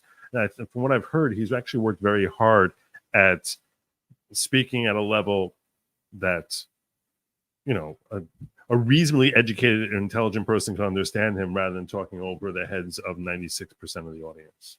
And so I think that's why he made these briefer lectures. He usually would talk for like 2 hours, not 10 minutes. And so it works to do that. It makes people... He's a very important voice and very intelligent individual. Increasingly destabilized, increasingly radical, increasingly dependent, and it works very well to achieve that. So your definition of works is wrong to understand woke. And so you're running around saying, this is insane, this is madness, this is out of control, this doesn't make sense. You can't understand that it makes sense until you understand that its purposes are vastly different than the ones you adopt. So you need to take a step back. This is a huge perspective shift, and it changes how you understand. This is why people come with their hair on fire to me and tell me about this insane stuff. And some people, you know, I've had this argument with them for 2-3 years consistently, sometimes every week. Guys, it's not insane. But people come to me with their hair on fire saying, this is just insane. I can't believe it. Oh my God, this is crazy. And I have no real interest, or so I don't react to their emotions because I'm not surprised. Of course they're doing that. It's not even crazy if you understand their logic. It's exactly what they would do. It's not only not crazy, it's completely supposedly getting better at it. And it does make perfect sense once you realize that their objectives are not to make a well-functioning, prosperous society, but rather to refuse and reject such a thing in the very concept. So you need to take a step back and realize this all does make sense, just for a very different purpose, which is to effect a cultural revolution. They are wanting to have a full system, or really, as the technical word would be, a meta system change for not just our financial and economic system, as old communists would do, but also for our entire social and cultural system. They want a whole new world order, and they have to break the existing order to get that. Meanwhile, all right. So I think we get the point there. Thank you for sharing that with us, Arthur. The last thing I wanted to get to here before I get into Fani Willis is I'm trying to decide whether I want to watch this whole thing here or not. Because there was a fiery interview that was just a day ago between where Kristen Welker was interviewing JD Vance, and supposedly he destroyed her. So I'm thinking about watching it with you guys. I'm thinking about it. I was going because I was thinking about watching it. It's 18, it's just under 19 minutes long. So we're going to watch at 1 1/4 speed with closed caption on. And we'll see if we can speed it up beyond that. That's how I'm gonna be doing it, to try and like press through this, because I really do want to see this interview anyway. And I have a feeling that you're all going to enjoy it. One of the things that I started writing a tweet about and I changed my mind about was talking about tariffs, which, as you see from the headline here, is one of the topics. JD Vance denies that Trump's tariffs would be a tax on Americans. Full interview. So one of the things, well, maybe I'll wait for him to get into the whole tariffs thing. We'll hear what JD Vance says about it. But I wanted to share with you, I know when you talk economics with people, it's boring. And my objective is when I talk economics with people for it to actually be interesting and something that you can wrap your head around in ways that actually make sense. And I started breaking down in a lengthy tweet exactly why it is that tariffs actually should raise prices, but don't necessarily translate in higher prices. It should. They should raise prices. And tariffs, by the way, in case you're unfamiliar with that particular term, tariffs just means if it's coming from outside the country, we're taxing it. The tariffs could be applied to all countries, or it could be applied to individual countries, or it could be applied to certain products. That's up to the country that's implementing the tariff. But a tariff is a reference to specifically a tax that is being attached to some product coming from outside of the country into the country. Start off with the Democratic National Convention. Some of what we heard this past week, Vice President Kamala Harris, in making her case, said that the tariff plans that Donald Trump is proposing will hurt the middle class. Here's what she said specifically, quote, he intends to enact what in effect is a national sales tax, call it a Trump tax, that would raise prices on middle-class families by I'm sure she'd love to call it a Trump tax. almost $4,000 a year. Now, the estimates vary, but how do you respond to that charge that Trump's tariffs would hurt the middle class? It's a fair question. It's a fair question because in general, as a general rule, I'm against tariffs. I'm a very big believer. If you're a capitalist, you should basically be of the opinion that tariffs in general are bad. But let's hear his answer before I give you my feedback. Yeah, so if you step back a little bit, Kristen, there's this whole thing that Kamala Harris did at the convention where she made a bunch of claims about what would happen and not enough actually reflection on what already happened, right? Because Donald Trump was already president. He used tariffs to bring manufacturing jobs back to our country. And I think he'll do. That's true. He did. Because if it's too pricey to ship it in from out of the country, you're going to produce it here. That way you don't have to face the tariff. But again, and he did it while keeping prices extremely low. Because if you go back to the Trump presidency, we had 12,000 factories that were built during Donald Trump's presidency. Inflation never really ticked above 2%. His entire administration, in fact, was sort of around 1.5% most of the time that he was president. So when Kamala Harris says, if we do the thing that Trump already did, it's going to be way worse than it was last time, I just don't think that makes a lot of sense. Well, let's talk about Trump's record during his first term. That's a great answer from him. You want to tell the audience here, his tariffs are going to end up being a tax on the middle class. It's Trump's tax on the middle class. That's just not how things panned out so far. So let's look at history and see what worked out. Because, we try it his way, we try it her way. Which way seemed to work better with respect to keeping inflation down? Because inflation is a tax on the middle class. He did impose rounds of tariffs, and it cost Americans nearly $80 billion in new taxes. Do you acknowledge that imposing... That's pretty stupid because, it's a pretty stupid way of looking at it. You can use statistics to try and claim it costs $80 billion. But at the end of the day, if Americans were richer, far richer than the $80 billion, that would explain why inflation didn't really go up. Right? I mean, because they're able to if people start producing it here. More tariffs will ultimately cost consumers. Well, what it really does is it penalizes importers from bringing goods outside the country into the country. And I think that's just a necessary thing. We know that China and a number of other countries are using effectively slave labor to undercut the wages of American workers. Donald Trump thinks that has to stop. And again, what Kamala Harris is saying, Kristen, is that if you do this, you're somehow going to cause skyrocketing inflation. In reality, Donald Trump already did it. He brought a lot of jobs back and it didn't cause inflation. But it caused consumers to pay more. They paid more in taxes, $80 billion worth. Do you acknowledge? No, you're saying you paid more in taxes. They didn't pay. You see, when you say paid more in taxes, I don't even know what that means in this context. It's a little bit of a weird thing. You really need to understand what does a tariff do? What does a tax do? And the impact that has on the economy. So I'm going to break away from this for just a moment, just to explain something to you conceptually. Okay? You're a buyer. You want to buy a couch. Okay? You deal with something that's not inherently using gas or anything of that nature. If you want to buy any product, for that product to be shipped to you, you're willing to pay as a buyer, you're willing to pay price X. Let's say for a couch, you're willing to pay $1,000. Okay? All you care about is, I'm going to give my $1,000 and I'm getting a couch. I'm exchanging the $1,000 for a couch. Okay, great. So far, so good.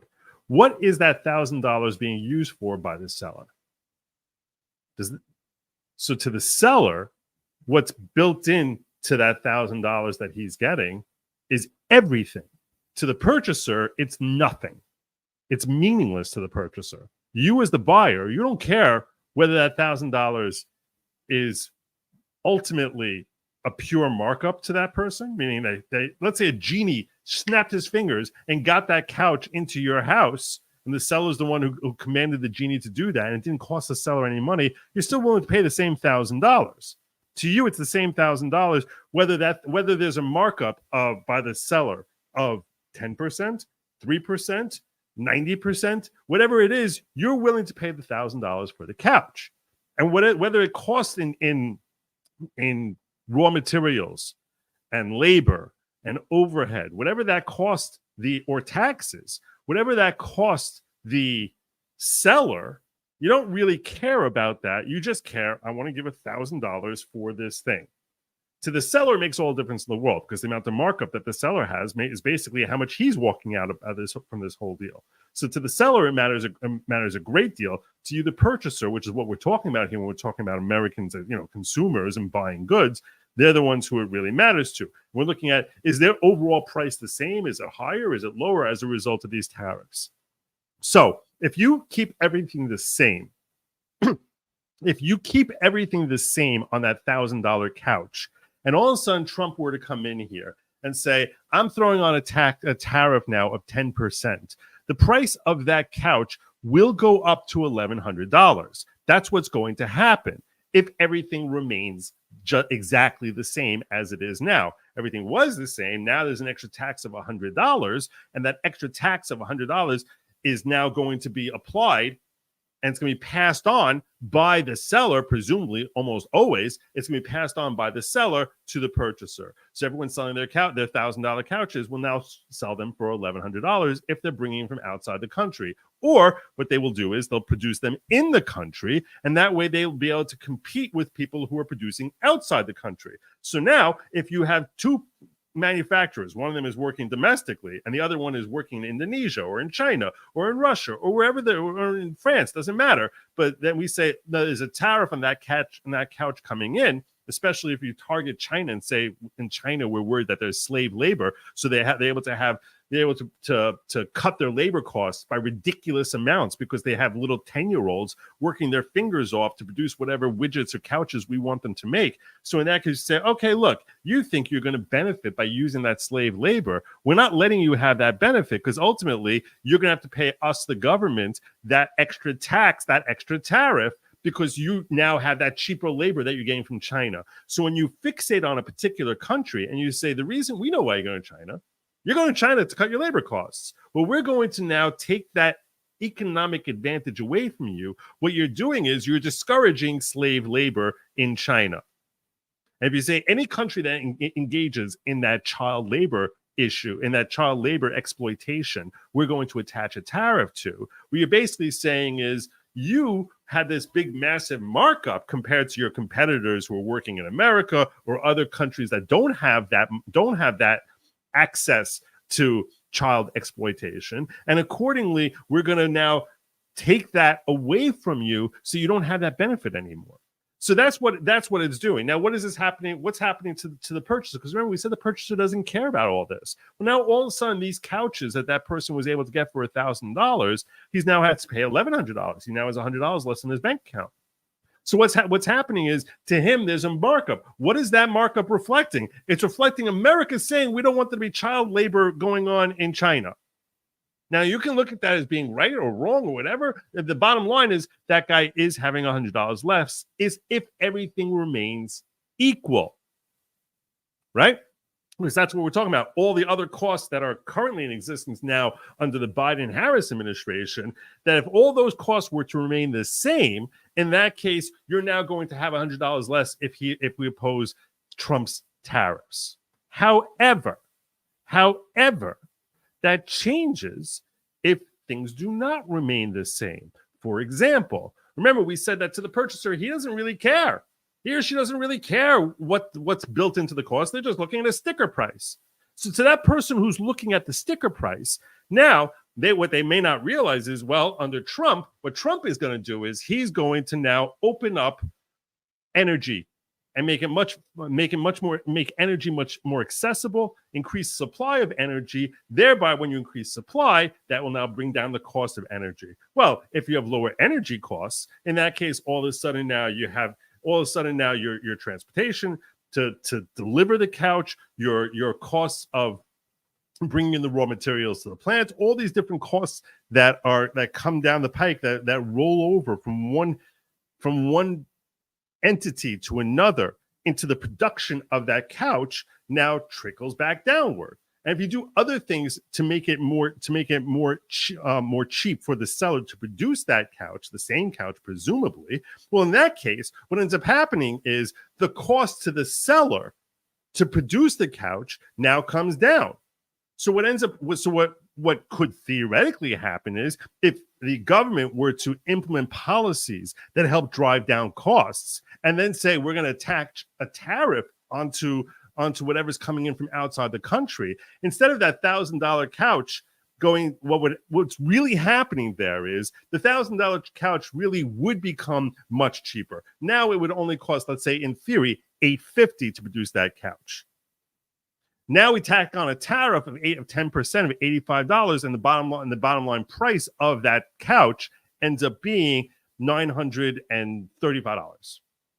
Because that 10% on the $850 that he would be selling it for, because he's now able to produce it much cheaper, so he would be charging $935. So now he's your overall price ends up actually being down. Well, what ended up happening here? What happened to the tariff? The tariff is still being applied.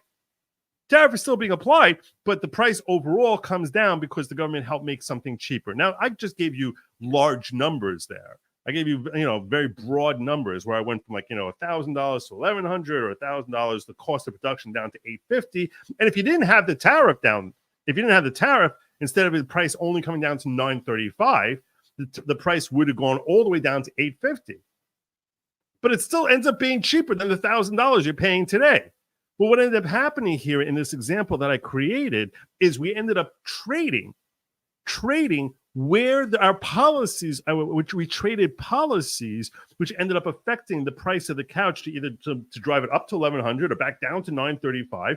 And what we're basically doing is we're saying, okay, we're trading in this climate change commitment, because the reason why you have the Biden administration saying, oh, no, we need to restrict energy because it's hurting the earth, it's hurting the climate, and it's affecting climate change. So what if they're doing it in China? We look really virtuous if we're not doing it here. So what you end up doing is you end up trading. And what you're trading, the government ends up forcing a trade by the manufacturers, where the trade basically ends up being, we don't give as much of a damn about climate change. We're not caring about that. And what we're putting a premium on is people producing things here in America.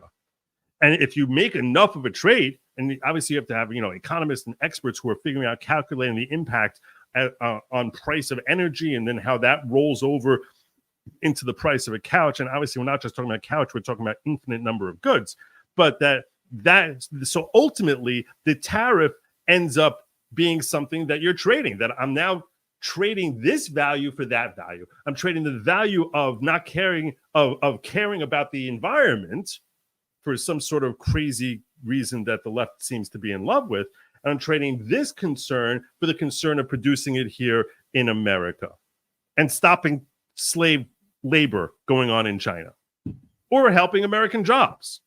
So when you have that trade, so yeah, sure, the price can come down. Now, once you affect this trade, Kirsten Welker over here, this crazy machshepa, she could come up here and she could legitimately claim that, hey, you just charged $85 onto the prices. You just hit a tax on the American taxpayer, because if you didn't have that tariff, they would have bought it for $850.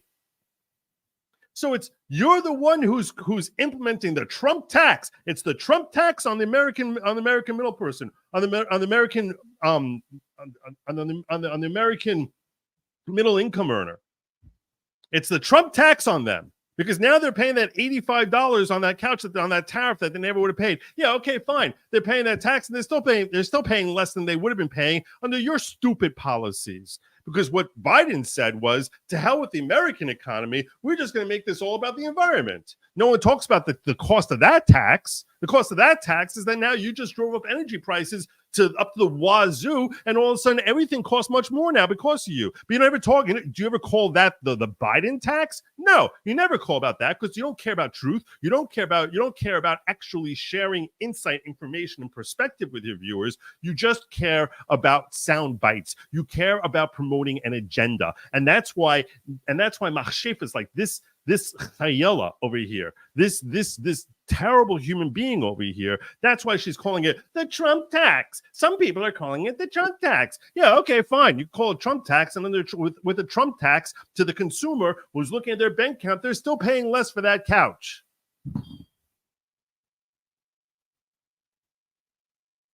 I hope I made that crystal clear to you. So that's what this dialogue you're seeing back and forth here. But these stupid interviews, they don't have time to walk you through it, nor do they have the inclination that you actually would understand what's happening here, because they don't care about their viewers being informed. They care about their viewers coming away with a certain feeling about candidate A versus candidate B, and not at all about informing their audience. And my objective here is I want you to actually understand what the heck is happening. I understand that when you're talking about the economy, to a significant percentage of people who are watching, they're like, you know what, this is very confusing stuff, and I never studied this, and I don't know what the hell is happening here. And that's why I want to try to walk you through with like a very simple example. But this is how long did it take me to do this? 10 minutes? They're never going to do that. They don't want their audience to be informed. Stupid jerks. Knowledge that consumers ultimately will pay more if there are more tariffs. So not true. That's just not true. They may pay more if you don't do anything else to the equation. Economists, you just acknowledge that? No, I don't, Kristen, because I think economists really disagree about the effects of tariffs because there can be a dynamic effect, right? So what some economists will say is what you just said, that it will actually raise costs for consumers. But what other people say, and I think the record supports what this other view, is that it causes this dynamic effect where more jobs come into the country. Anything that you lose on the tariff from the perspective of the consumer, you gain in higher wages. So you're ultimately much better off. You have more take-home pay, you have better jobs, and also we have more reliance. This part is true also. There's another effect is that if now you're creating jobs here, so now the person actually has the $1,000 in the bank account rather than not having that they earned for themselves because they're actually able to go to work rather than that job being kicked out over to China. One of the things we learned during COVID, I don't, by the way, blame Democrats for this, but one of the things we learned during COVID, Kristen, is that if our supply chains are really brittle, if we depend on the Chinese to make too much of our stuff, then prices can skyrocket at a time of crisis. The economists who say that tariffs are bad, they don't take that into account. And we've all learned it the hard way. And it is economists across the board, really. I mean, the Wall Street Journal says economic data showed that Donald Trump's trade war with China did not achieve its objectives of reversing the declines in U.S. manufacturing or reshoring factory jobs. I hear what you're saying. Because that happened literally 4 months before COVID struck. He struck the deal with them, and then 4 months later, COVID struck. And some people believe that China purposefully did that as a way of getting back at Trump. It's a complicated picture, but just on that bottom line. Which, by the way, that's a very interesting political thing. Like, and I'm just going to touch on for a moment with you guys. Think about this for a second. So Trump renegotiates the whole thing with COVID. Sorry, not COVID, with China about our trade agreement, where it forces them to purchase billions of dollars worth of agriculture from America. And basically took President Xi over his lap and spanked him. Well, 3 months later, we have COVID, which some people to this day speculate was purposefully set out. I don't know. I'm not saying it was. I'm not an epidemiologist or any sort of medical expert, as I've said many times on this show. So, but some people speculate that he did it on purpose. Why would he do it on purpose? Well, there's a couple of reasons. One, the timing really worked to hurt Trump politically. If you look at him in January 2020, he's riding high. And if you look at him, thereafter, when he gave his State of the Union speech, things were going so great in January 2020 that Nancy Pelosi was fuming in rage and ripping up the State of the Union speech. Fast forward 10 months and everything is, the country is looking much, much, much worse, and it's much easier to make the case against Donald Trump. So did that benefit President Xi, who probably is not a big fan of having Trump in office? Yeah, clearly. And and for President Xi, frankly, probably that he both doesn't like Trump being in office because he's too difficult to negotiate with, and also he's not a puppet the way Biden was. So there's all sorts of incentives there for President Xi to actually try to purposefully harm America and harm the world to try and get rid of Trump. And sure enough, 3 months after that deal is negotiated, there's a lab leak in Wuhan. I'm not saying that one was a cause for another, but to just ignore that timing coincidence is kind of really blinding yourself. Really blinding yourself. We don't know dispositively that Xi was behind it, but you're really, really blinding yourself to say no way that's possible. That's crazy conspiracy talk. So when it's not even a conspiracy, it's just like, okay, this is what the guy did. This is how he reacted. Now, let's assume we knew dispositively that that was how Xi reacted. Let's assume we knew that he unleashed COVID in reaction to Trump crushing him in negotiations. If that knowledge, if that was actually fact, and I'm not saying that it was, but if that was fact and it was provable fact, would proving that fact hurt the Democrats or hurt the Republicans? And that's a very interesting question politically, because you might be like, look, you know what? If we elect president, if you're the Democrats, you might say we elect President Trump. Next thing you know, we're going to have another virus unleashed on us. If you're the Democrats and you're able to prove it, that Xi did it. If you're the Republicans, you could be like, look, you know, our enemies really, really like Joe Biden and Kamala Harris. They really like the communism that they're bringing. So much so that they're desperate to try and get rid of Trump. It's a very interesting thing to think about, like how that little nugget of information, which may or may not be true, but if it were provably true, how that could impact this election. It's a very, very interesting thing that I think we'll never know. But it's the sort of thing that's a fun thing to sort of speculate about.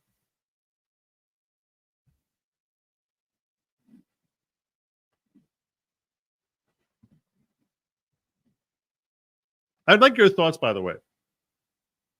I would like you to just let me know your thoughts. Do you think it would, if that were true, that he did it on purpose in reaction to Trump beating him in negotiations, do you think that would help the Republicans? Do you think that information would help Republicans say, see, Xi loves the Democrats? And so much so that he's, you know, unleashing disease on the world? Or do you think that that would help the Democrats? Who would say, like, look, if we elect Trump, you know, we keep telling you that, you know, terrible things are going to happen. That's what happened last time we had him in office. They were trying to punish Trump. Who do you think it would? I'm very curious what you guys think about that. So drop a comment down below or in the chat here. Let me know your thoughts on that, because I'm very curious. Point. You can't guarantee that Americans won't wind up paying a penny more, can you? Well, I think that what you can guarantee is that if you don't bring more manufacturing jobs back into this country, you don't make our supply chains more stable, you're going to cause higher prices over the long term. I think that is what is absolutely true. But you acknowledge they could wind up paying more. What I acknowledge, Krista, is that she's so desperate for a second. Do you acknowledge you can pay more? Let's work out the headline on this. We can call this, you see, instead of calling it JD Vance denies that Trump's tariffs would be a tax, he's like, JD Vance admits that his tariffs are going to raise prices. unless we bring more manufacturing jobs back to this country, we are going to end up paying more in the long term. Remember, the whole promise, and again, this was a bipartisan thing. My own party was as wrong about it as Democrats were, and Donald Trump was right about it. What they said is that if you shipped all of our manufacturing to East Asia and to Mexico, Americans would pay lower prices. Well, here we are now, and Americans are paying higher prices. And just one more thing on this, Krista, because it's really important to go what Kamala Harris actually said in her convention speech. She says that she wants to stand up to China on behalf of American workers. If you're not willing to impose tariffs on companies that are manufacturing in China, using slave labor in China, you're not standing up to the Chinese, and Americans are really going to suffer. Great point by JD Vance. If you can't stand up and say we're going to impose tariffs, how the hell are you standing up to him? What are you doing? What are you doing? You're a loser. On pricing and prices right now, inflation obviously at its lowest level since 2021. But let's move on. Instead of acknowledging his point, she just says, "But we're at the lowest levels since we had over the last 2 years. It's going up slower. It's going up slower than it was in the last 2 years."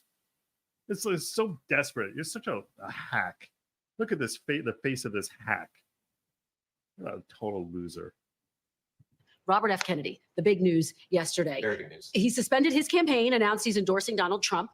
He is also known as someone who has blamed vaccines for autism, antidepressants for school shootings, and recently said, quote, he won't take sides on what happened on 9/11. Do you have any hesitation about accepting his endorsement? No, Chris, I don't, because we're going to disagree on issues, right? There are things that Robert Kennedy has said that I disagree with. I'm sure there are things that he said, or that I've said, excuse me, that he's going to disagree with. But I think what his endorsement represents is that Donald J. Trump's Republican Party is a big tent party. I was raised by two grandparents who are sort of classic blue dog Democrats.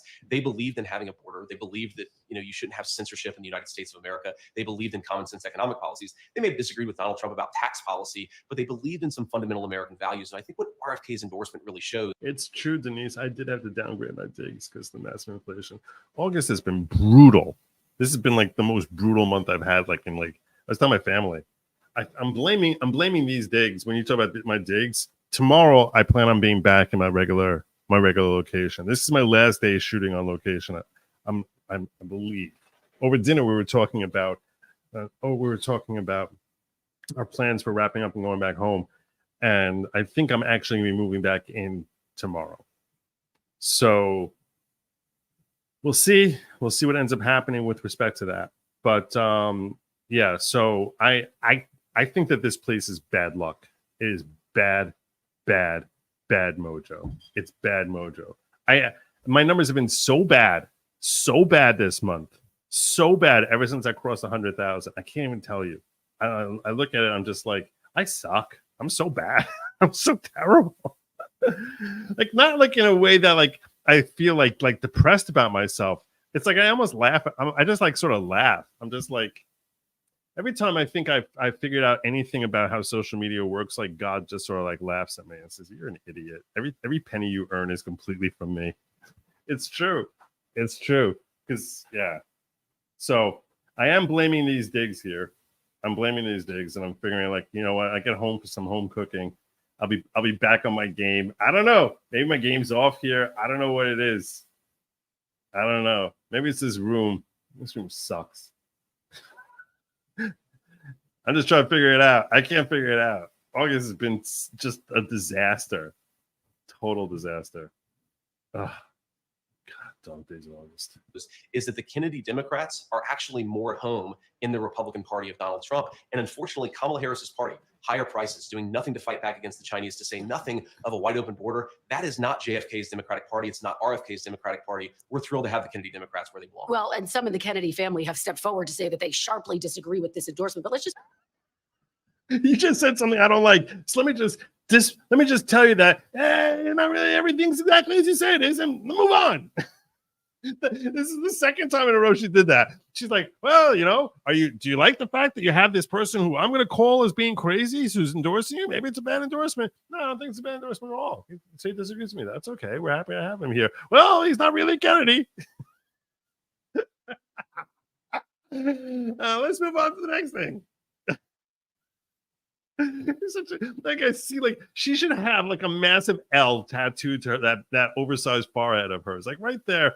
Right there, you see over here where she's got like sort of like the little Klingon thing in her head over here, a little Klingon bump that she's got in her cranium over here. Let's go back very quickly. There should just be like a massive L tattooed right in the center there, just a huge L, huge L. Taking sides on 9/11. Do you agree with that statement? Well, of course I don't agree with that, Kristen. Now, to be clear, I don't know what RFK actually said there. Maybe there was additional context, of course. Maybe you're full of crap the way you usually are. I don't know. You actually have to see what people say before you agree or disagree with it. I certainly have taken sides in 9/11. I'm the pro-America side. I don't think that we should have been attacked, and I certainly think hitting back against the terrorists was justified. I don't know what RFK said there, but what I do know is that RFK said a lot of very interesting and important things, that the Democratic Party has become too pro-censorship, that the Democratic Party, especially in the wake of COVID, became really... Well, they've actually become less pro-censorship recently, but let's move on to the next topic. Anti-freedom and anti-child. I mean, you have Democrats saying that we should be masking toddlers. This could be true too, Mary Bear. Even though we knew it caused developmental disabilities. I agree with RFK that was crazy. Well, to be fair, there was a lot of information that scientists were grappling with as it came in and mapped. She's doing it again. She's doing it again. To be fair, you're wrong again. I disagree with you again. Let's move on to the next topic. Were perceived to stop the spread of the disease. Let's move on. I told you. I never even watched this interview yet. She's so stupidly predictable. What a loser. Oh my God. Never trust a woman in a pantsuit. Never, ever, ever trust any woman in a pantsuit. Never. Disingenuous. Show me the person. Show me the woman in a pantsuit who's not completely ridiculously twisted. I want to meet them. I want to meet them. I'm sorry. And I'm sure many of the women watch my audience here have worn pantsuits. You shouldn't. Embrace your femininity. It's not unprofessional to be a woman. Quite the contrary. If you have to put on a pantsuit, to me, you're actually saying I need to sort of do my best to look like a feminine man. if I'm going to succeed here, which is crap. It's not true. It's not true at all. You can be a very effective interviewer and wear a skirt. The stupid pantsuit is like, I am a man. I'm like, really? It's just embrace your femininity and say, yeah, that's right. I'm a woman. And that's why I'm going to do a great job at this. How about that? It's a healthy approach, right? It's a very healthy approach. Said, I got to put on pants. Every person in a pantsuit, to me, it's reflective. It's reflective of an insecurity and a need to show that I'm going to walk all over you. And it's just like, why? I have such issues with the whole pantsuit. Such issues with it. Every woman in a pants. I this might be the one of those rare times that there's zero exceptions to the rule, because I can't think of any. And good for you, Kathy. Good for you. There's no reason. Just put on a skirt. You want to wear a blazer, a jacket, and a skirt? That's totally fine.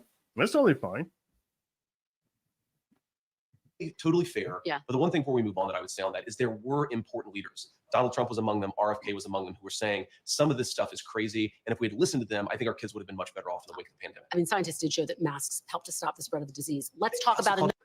Let's move on.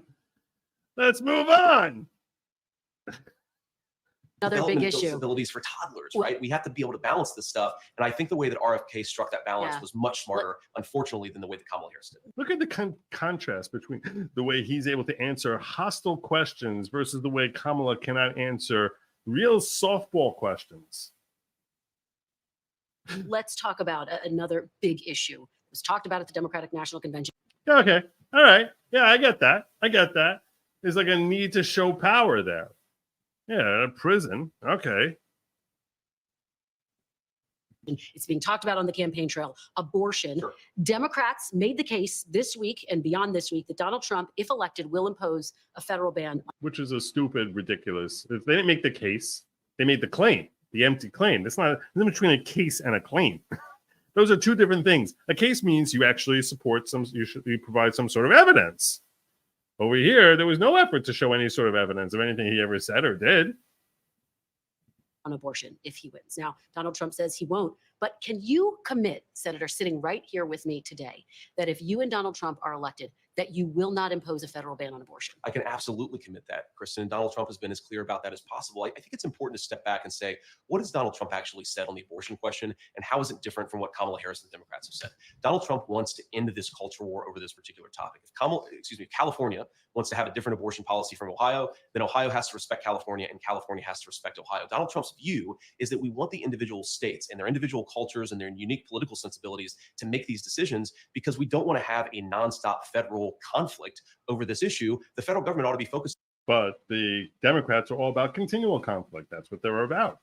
On getting food prices down, getting housing prices down, issues, of course, where Kamala Harris has been a total disaster. So I think Donald Trump is right. We want the federal government to focus on these big economic and immigration questions. Let the states figure out their own abortion policy. Let me just follow up with you a little bit on that point, because I've been talking to Republicans, including Senator Lindsey Graham just last week, who've made it very clear that if Donald Trump is elected, if you is Lindsey Graham running for office? No, he's not. No. It's like, who gives a damn what the hell Lindsey Graham is saying? This is why neocons suck. are elected, they will continue to press this point. Senator Graham said to me, I'm going to He just answered your question. keep saying that there should be a federal ban. And Lindsey Graham is a jackass. If such a piece of legislation landed on Donald Trump's desk, would he veto it? I think it'd be very clear he would not support it. I mean, he But would said that he veto it? explicitly. Yeah, I mean, if you're not supporting it as the president of the United States, you So fundamentally he would have to veto veto it. a federal abortion ban. I think he would. He said that explicitly that he would. And I don't again, think he's ever said explicitly he would. He Lindsey said that to Graham- you? Lindsey Graham, Kristen, I would be surprised. I mean, again, I need to see the context on what Lindsey Graham said, because Lindsey Graham himself has not advocated a federal abortion ban. Lindsey Graham has advocated 15-week federal abortion a ban. federal minimum standard. Now, to be clear, that is not Donald Trump's view. Donald Trump disagrees with Lindsey Graham on this, but no Republican, at least no Republican with any reasonable power, is saying that we should have a complete national abortion ban. I haven't heard that from any of my colleagues. And to be clear, Donald Trump, I think, has staked his position and made it very explicit. He wants this to be a state decision. States are going to make this determination themselves. All right, let's talk about women voters more broadly. The Census Bureau estimates there are 22 million women between the ages of 20 and 40 who, for whatever reason, do not have children. What do you say to those women who hear some of your comments, including the childless cat lady comments, which you've been asked about, but who feel as though you won't represent them? Well, I'd say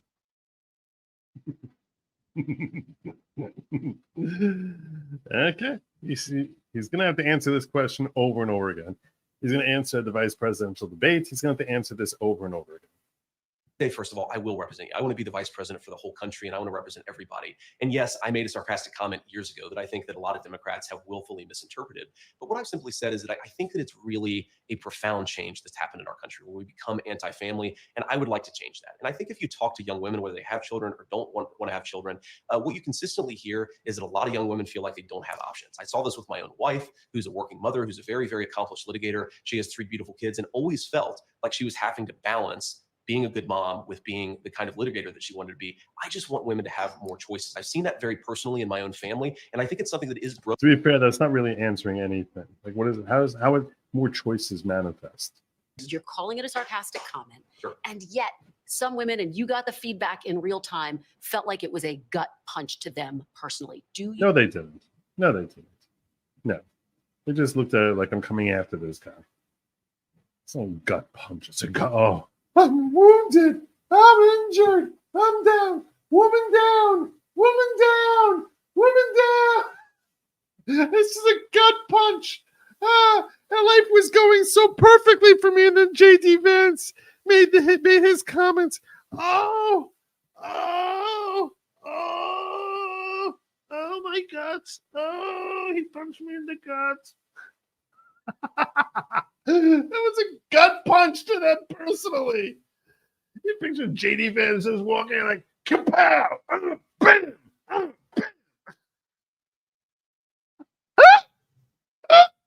Oh no! JD punched. JD hit me in the guts. Oh, Lord. Oh, my uterus. He hit me in the uterus. Right in the pants. You regret making that comment? Look, I regret certainly that a lot of people took it the wrong way, and I certainly regret that the DNC and Kamala Harris lied about it. Do you But look, regret what Can you you said? apologize? Can you apologize? Can you just apologize? Senator. Look, Kristen, I'm going to say things from time to time that people disagree with. I'm a real person. I'm going to make jokes. I'm going to say things sarcastically. And I think that what's important is that we focus on the policy. There are certainly going to be things that I say. If I'm elected vice president, people are going to say, well, I wish he had said that differently. I think it's most important to actually be the person I actually am and to say those sarcastic comments were made in the service of a real substantive point. This country has become too anti-family. It's too expensive to afford a house. It's too expensive to afford groceries. Donald Trump and I want to change that. And unless we get better leadership, we're not going to. But again, just very quickly, given that people have told you directly, have spoken out, have said that they were offended, they were hurt by those comments, do you wish you never made those childless cat lady comments? I think that it's much more important for me to just be a normal human being who sometimes says So no things that people regrets. disagree with. I have a lot of regrets, Kristen, but making a joke don't 3 think years you ago hit is you in not the on the gut. top 10 of the list. All right. Another big topic in this race is immigration.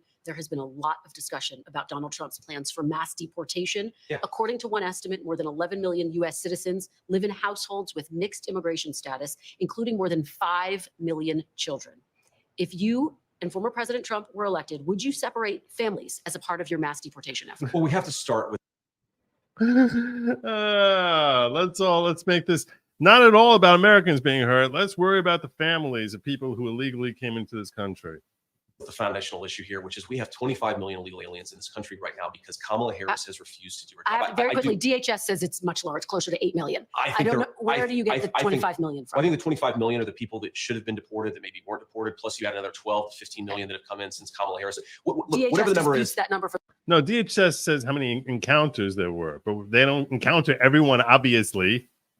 the record. They say it's closer to 8 to 10 million. But I think there are please reasons continue. to think that DHS is underestimating. Whatever the real number is, it's way too high, right? It's millions upon millions of illegal immigrants that have come in just since Kamala Harris became the border czar a few years ago. She was put in charge of the root causes of migration.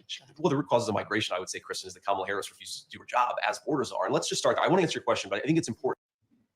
Let's slow this down a little bit here. To sort of sequence this in the right way. So if you want to get control of the illegal immigration problem, you have to stop the bleeding. You have to stop so many people from coming here illegally in the first place. And that means undoing everything that Kamala Harris did practically on day one of the administration.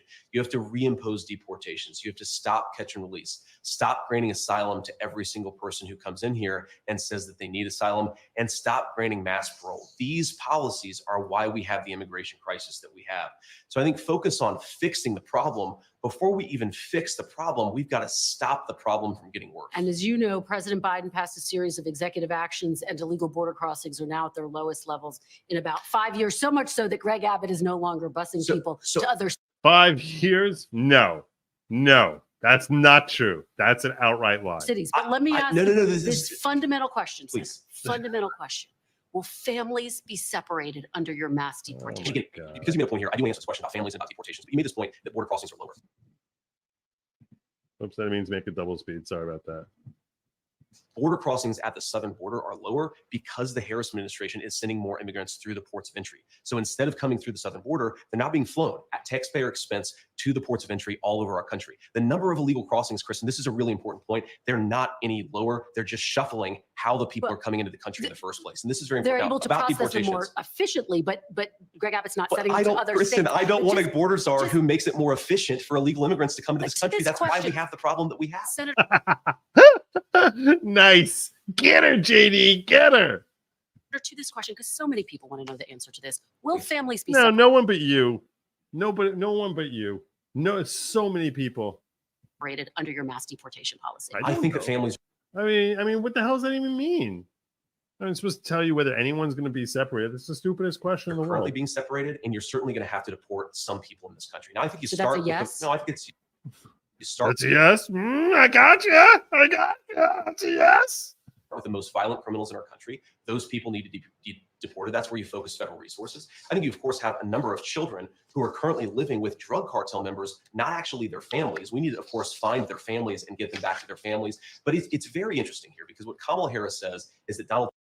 Are you going to ask Kamala Harris if she's going to, if she wins, if she's going to continue to allow little girls to be used to be sold as sex slaves in our border crisis? Are you going to continue that? Is that what you're going to continue? You continue having a steady flow of fentanyl? How are we going to get enough fentanyl into this country if we actually close down? That should be the next question. How are we going to get enough fentanyl in here if we actually close down the border? Trump wants to separate families.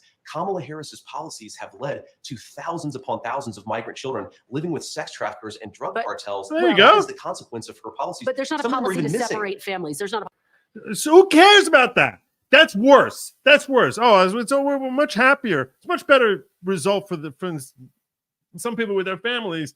As long, who cares if some people end up being sex slave workers? Who cares? If hundreds of thousands, millions of little girls, who cares? Who cares? policy to separate families. If the you question is, know that your policies will lead to family separation, you don't get to claim. Kristen, this is But- important. wait, hold on, Kamala Harris hold on. cannot claim that she doesn't know that her policies under are the- leading to family separation. They are, and everybody knows it, and she has to take There are- responsibility for that. That's what real leadership there is. are some families who have been separated, as you say, some because their parents are criminals. But of course, under the Trump administration, there was a zero tolerance policy, which is an actual policy. But let's move on No, please, because can we're I running just out make of this point, time. Kristen, because this is so important. We are running out There of time. was a Senator. zero. I'll give you more time. There was a zero tolerance policy during the Trump administration, and that led to less family separation than under Kamala Harris's border policies. That's what's so striking about this. Actually enforcing our border is the most humane thing. What's striking is that you don't actually give a damn about any of these things. You're just trying to win some sort of point for Kamala here. It's pathetic, Kristen. You're pathetic, Kristen Welker. For children and certainly for American citizens. But I don't hear you denying that families will be separated. Let's move on to Loser. something that What a loser. You see, I try and get my last point in here, which is actually something he just refuted for the last 3 minutes. Some families be separated. Yeah, more be separated on the Kamala. Great. Stupid. Donald Trump said in North Carolina and yet again Friday night. He said, quote, "Our primary focus is not to get out the vote. It's to make sure they don't cheat because we have all the votes you need. You can see it." Why is Donald Trump casting doubt on the election before it's even happened? Because he's seen Democrats before. Because we've seen you.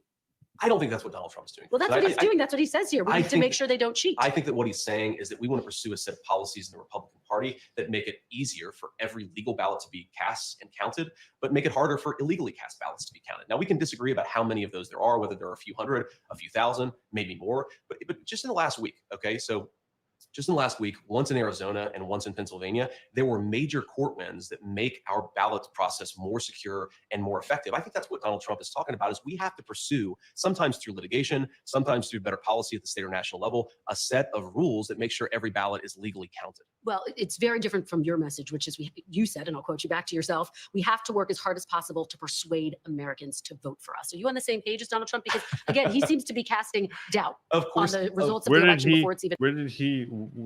Trump didn't say what you just. With the quote you attributed to Trump, he's not saying don't vote. Of course, we're on the same page, Kristen. We talk all the time, and I guarantee you, if you sat here and said, Mr. President, Donald Trump, do you believe that we need to do, that your campaign needs to persuade voters as much as possible? Of course, he's going to say yes. That's not inconsistent with thinking that we need to pursue a set of approaches that make sure legal ballots get counted, illegal ballots don't get counted. Do you have faith the 2024 election will be free and fair? I do, Kristen. I do think it's going to be free feminine. and fair, and we're going to do everything that we can to make sure that happens. We're going to pursue every pathway to make sure, again, legal ballots get counted. But I feel very good about where we are. I think we're going to win this race, and I think we're going to win it in a very good election. All right. Senator J.D. Vance, thanks, Kristen. Thank you so much for your time this afternoon. Likewise. Well, there you go. There you go. Horrible person, Kristen Walker. Horrible person. All right.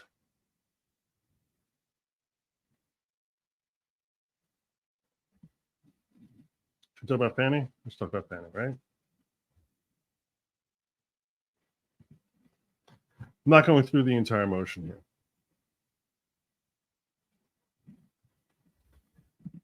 Most of you are aware of the fact, just to give you some brief background overview here, we're going to do that, the brief background very, very quickly. Donald Trump, along with 18 other folks, were charged with RICO charges in Georgia relating to the whole election issues from 2020. Fani Willis, district attorney, brought in special prosecutor Nathan Wade. And along the way, she got up and made some speeches. It was revealed that she had a relationship with Nathan Wade that she never disclosed. Had a whole evidentiary hearing conducted by Judge McAfee. And he ended up coming to a determination saying that either Wade or Fani Willis has got to go. Now,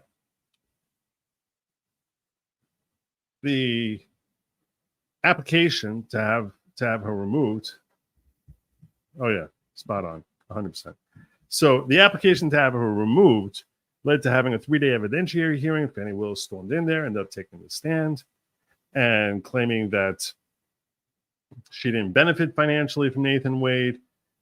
The judge questioned her truthfulness without calling her a liar in his decision, and really issued what was more of a scathing report of a prosecutor than most people imagined he was going to give, basically implying that he didn't really fully believe her, and referenced the odor of mendacity from her testimony and testimony of Nathan Wade, who also was called and testify.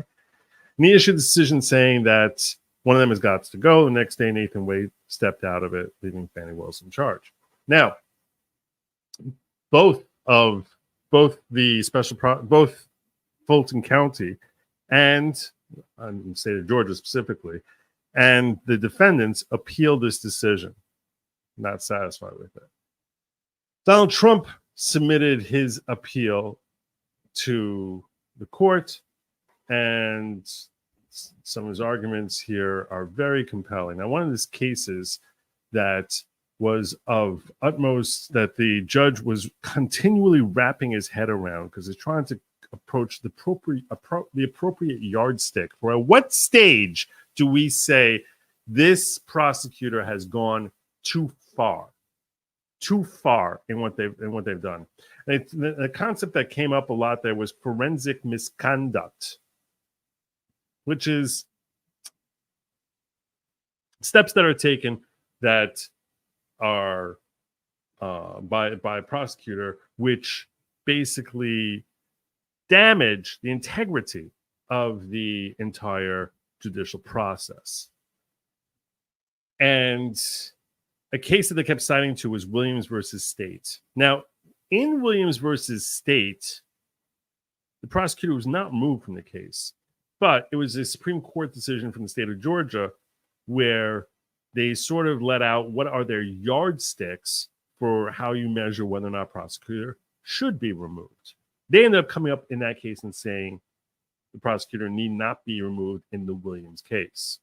But it's been used by the court to sort of say, this is what our highest court has directed us to use as our yardsticks to assess whether or not it's appropriate to remove the federal prosecutor.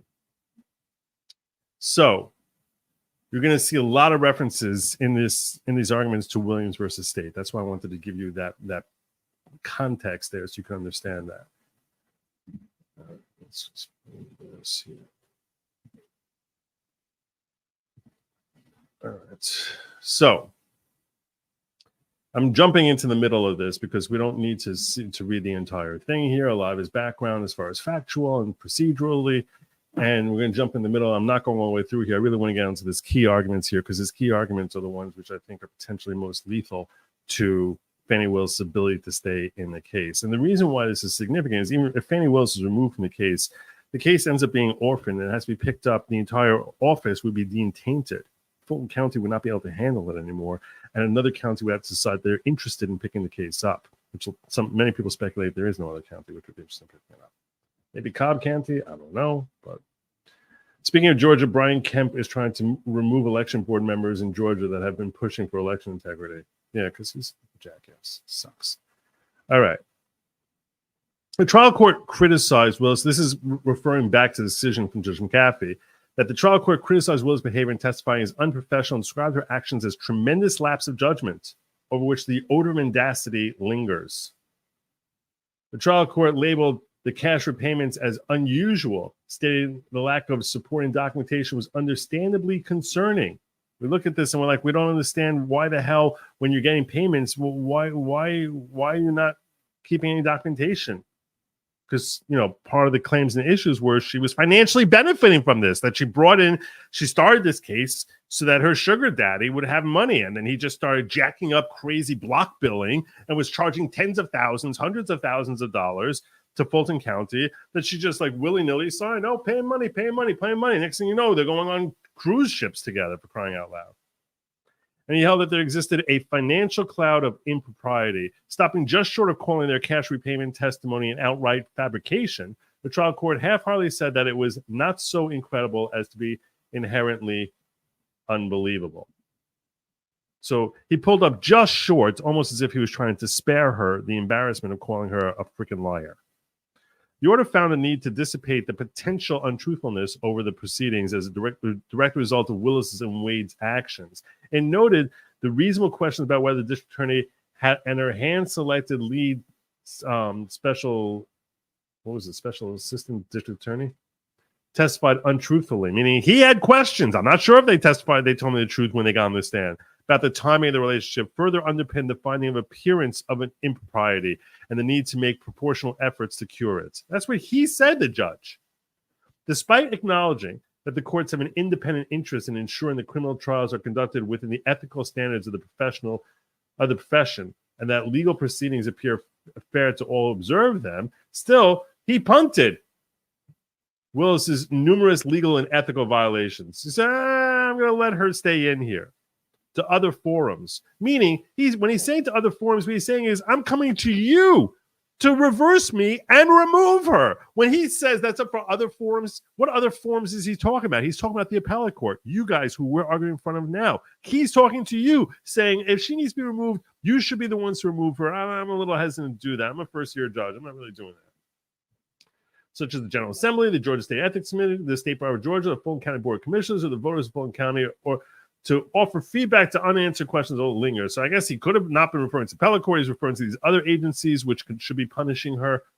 On forensic misconduct, the order expressly found that Willis' extrajudicial speech was legally improper and not inadvertent. So the extrajudicial speech is that Fani Willis, after there was a motion brought to have her removed, got up and stood up in church and basically started painting herself in front of what was a black church, that there's a whole bunch of white folks who are coming after her and Nathan Wade because they're black, which now basically is telling these potential jurors they're racists. And I was ordained by God, and I'm God's stubborn child. God, your stubborn child here is looking for justice. I'm just pursuing justice. So basically portrayed herself as a messianic figure. And then issue Willis a stark warning. The time may well have arrived for a gag order to prohibit the state from mentioning the case in any public forum because you're obviously tainting people to prevent pre-trial publicity. Despite its findings, which all but acknowledge forensic misconduct, the trial court refused to disqualify based on a restricted application of Williams v. State. Which, why would you have a restricted application of Williams v. State? The order construed Williams as a limited holding, restricted Williams to its facts, and construed forensic misconduct only to reach extrajudicial statements that expressly comment on the defendant's guilt. The trial court wrote, this court has not located nor been provided with a single additional case exploring the relevant standard for forensic misconduct or an opinion that actually resulted in disqualification under Georgia law. Meaning, I can't see where there was in Georgia disqualification of a prosecutor. Left unexplored, therefore, it is how other examples of forensic misconduct can manifest, such as whether statements that stop short of commenting on the guilt of a defendant can be disqualifying. Nor has been decided if some showing of prejudice is required, and how a trial court should go about determining whether such prejudice exists, which is the court saying the higher level courts haven't given us enough direction yet. I don't know what to do here because there haven't been enough cases on this for me to actually give you an informed legal opinion. So I got to err on the side of leaving her in here. Nor is it clear whether the analysis differs from depending on the pretrial posture of the case or whether it was post-trial.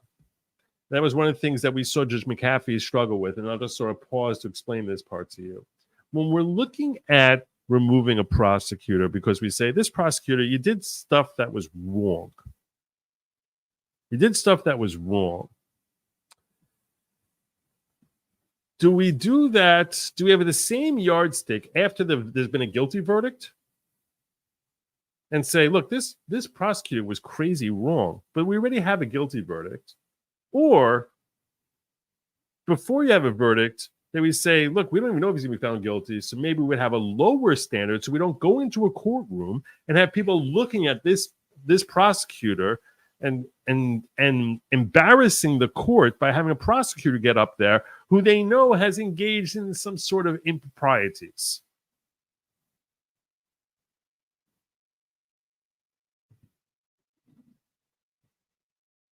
Unmoored from precedent, the court feels confined to the boundaries of Williams and restricts application of the facts found here to its limited holding.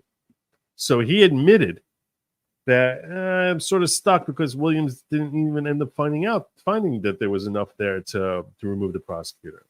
On March 18, 2024, the defendants jointly and timely moved for certificate of immediate review, blah, blah, blah. Okay, enumerations of error.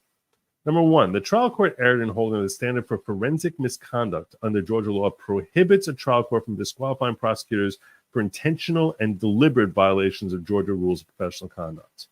So we know that she violated these rules intentionally. Does the fact that she did it intentionally mean that she now has to be removed? President Trump preserved his challenge to the Superior Court's construction and application of the forensic misconduct legal standard by timely moving the court below to disqualify the prosecution based on forensic misconduct. And he said the trial court, that's number one. Number two is the trial court abused discretion and found to disqualify both prosecutors, Willis and Wade, upon finding that they had this appearance of impropriety. You can't see, like, you can't try to fix it and cure it for them by removing one of them. And then he preserved that challenge as well. The third error is the trial court erred in refusing to dismiss for the prosecutorial misconduct. You shouldn't have just said, we'll let her stay in here and preserve this case. You should have dismissed it. Those are three issues. What is standard of review? So it's reviewed de novo on appeal. I've talked frequently on this channel about different standards of review. If you are appealing, you love seeing de novo. Because you're appealing means you lost. So you like seeing the word de novo because the other most common standard is abuse of discretion. So just to explain this to those of you who may be unfamiliar with how the law operates, an appellate court sometimes is directed to sit and review something de novo which is Latin for anew, afresh, as if it's never been decided before. And other times they're supposed to review things for abuse of discretion. What is the difference? The difference is this. When it's reviewing it for abuse of discretion, what it's supposed to do is it's supposed to give deference to the lower holding and saying, look, we have a set of facts here, and what does this set of facts really tell us? What do the laws say about this set of facts? Well, it's open to interpretation a little bit. The court here, in the lower level, they reached this conclusion. We probably would have reached a different conclusion ourselves. We disagree. But now that the court has actually reached this conclusion, unless we say it was a terribly unreasonable decision by the judge, we're going to let their decision stand. Unless they're abusing their discretion and say, what the hell were you thinking when you reached that conclusion? We're going to let it stand. That's when you're looking for, that's when the standard is abuse of discretion. So if you're appealing, you're saying, I lost and I want to overturn it. And now, is my loss, is the next level court going to be considering the thinking of this court where I lost as a factor? And if they're being considered as a factor, and that only if that court was crazy out of their minds are we going to overturn it. Otherwise, we're just going to let them do what they do. So that's the abuse of discretion standard that you don't want to see if you're on appeal. When you're reviewing it to de novo, and you're the appellate, you're saying, I lost. But when you're looking at this, you're supposed to put that aside. Pretend the judge never decided anything. If you were sitting there as the judge, what would you decide? Well, what did they say in the lower court? No one cares. No one cares what they said in the lower court. If you were sitting there and you saw these facts, what would you decide? That is what de novo is. And we disregard everything that happened, every decision that was made at the lower court. So this, the standard review, is de novo. We tend to give a lot more if you're wondering like where we tend to have these decisions. De novo tends to apply more reasonable abuse of discretion will tend to apply more when there's issues in a trial setting. And it's like, did the judge make the wrong call? Well, if they didn't make a terribly bad call, we're just going to let them. We're going to look. It's like if the umpire is sitting there, if the judge is sitting like an umpire calling balls and strikes, every umpire's got a slightly different strike zone.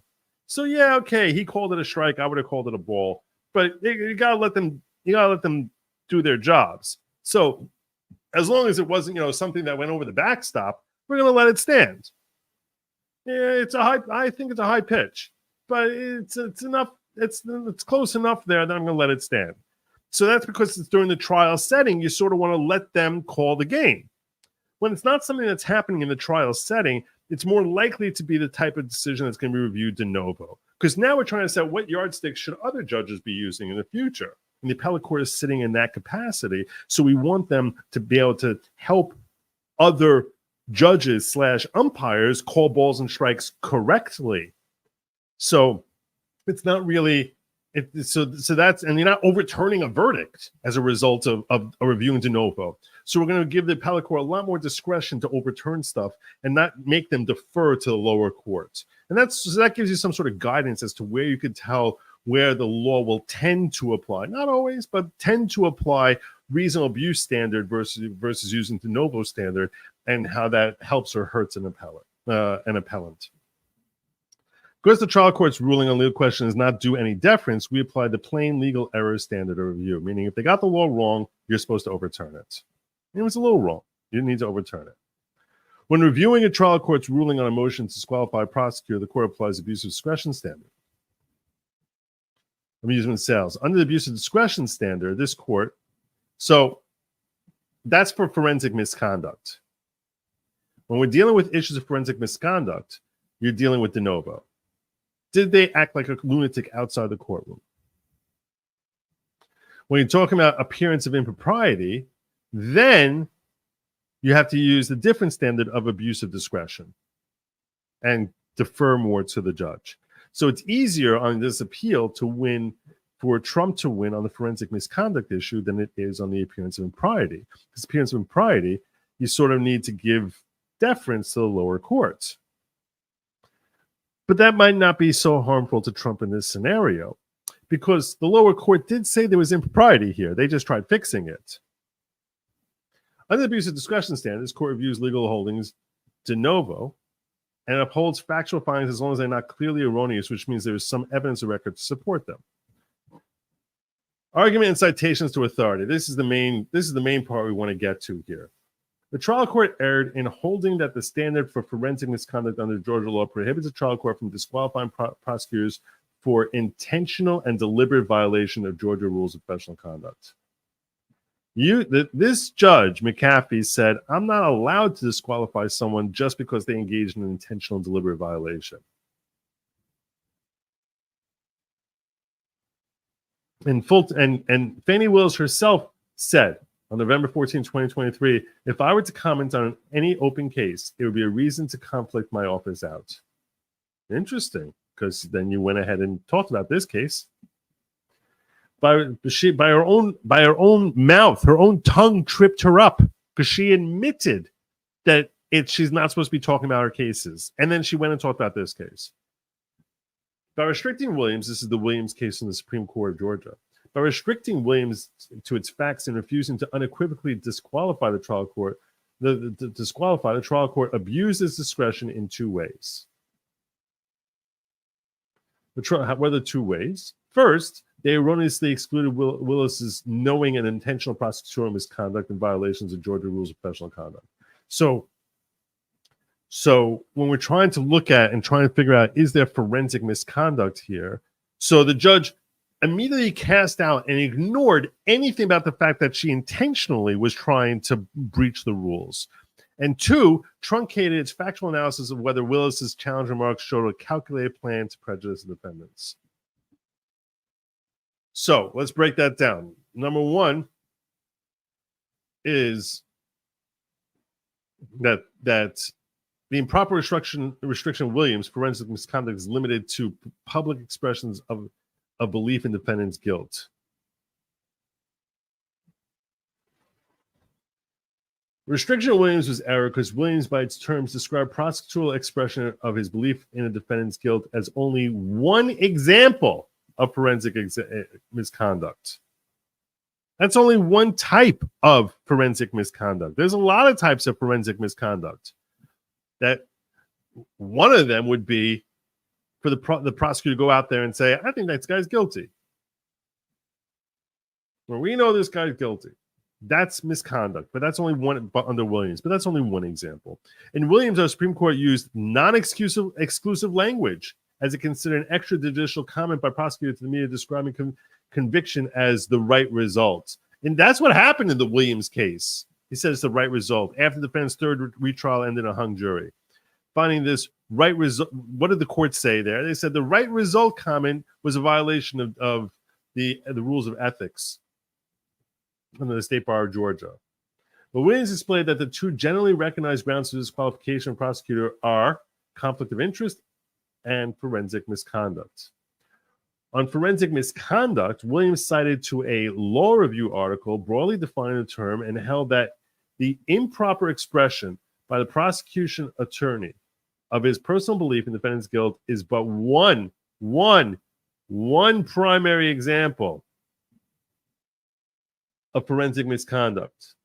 Williams used non-exclusive language and relied upon Vermont v. Holman, overruled on the grounds by Jones v. Shea. The opinions discussed prosecutorial impropriety, ethical violations related to public comments, and emphasized the need for prosecutors to remain impartial. That's what they're supposed to be doing. It's not about whose scalp you want to get, Missy. It's about you're supposed to be remaining impartial, at least in the judicial system that we set up, I don't know, here in America, and specifically in this case, Georgia. These cases involve public comments that merely implied guilt. Prosecutor was disqualified for one statement that referenced comments made by others which did not name the defendant. This reference was made while legitimately advocating before the legislative committee regarding the need to house juveniles for longer periods. They had a good reason to do it there. And still, that was a reason to disqualify a prosecutor. In Holman, the prosecutor was disqualified because he pledged a re-election campaign ad featuring a local newspaper to vigorously prosecute the defendant. Sounds very familiar, doesn't it? Do we ever, let me see, we ever come up with another case where someone said they're going to vigorously prosecute a defendant? I don't know. And obtain a second conviction after a first conviction was reversed. The Supreme Court of Vermont strongly condemned the conduct of the state's attorney, found error in both the denial of the motion to disqualify and the prosecutor's failure to disqualify himself. He should have stepped out of himself. What the hell are you still doing there, lunatic? Holman was unequivocal. The awesome power to prosecute ought never be manipulated for personal or political profit. This broad policy directive is reinforced by decisions of the United States Supreme Court. Between the private life of the citizen and the public glare of criminal accusations stands the prosecutor. There they stand, the beacon of power.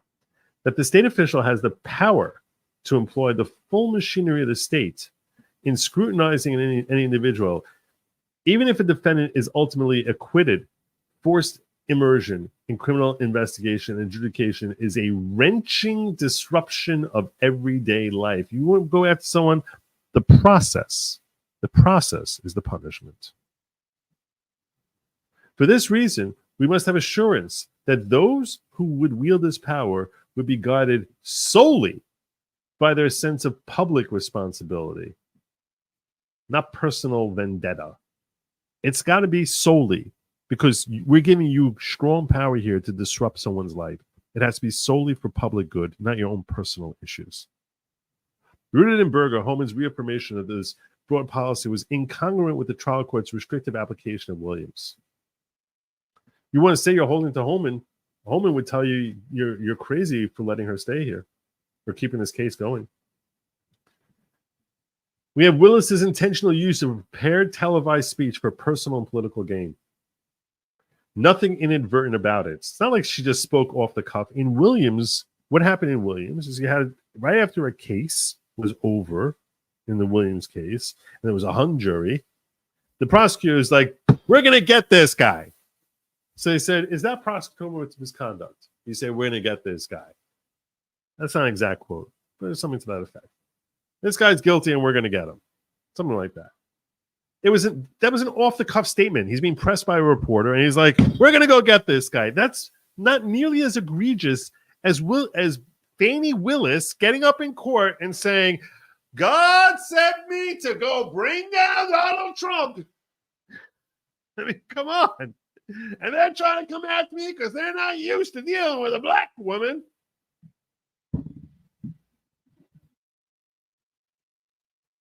There was nothing inadvertent about Fani. Willis prepared remarks from a notebook, knowing the nation would watch.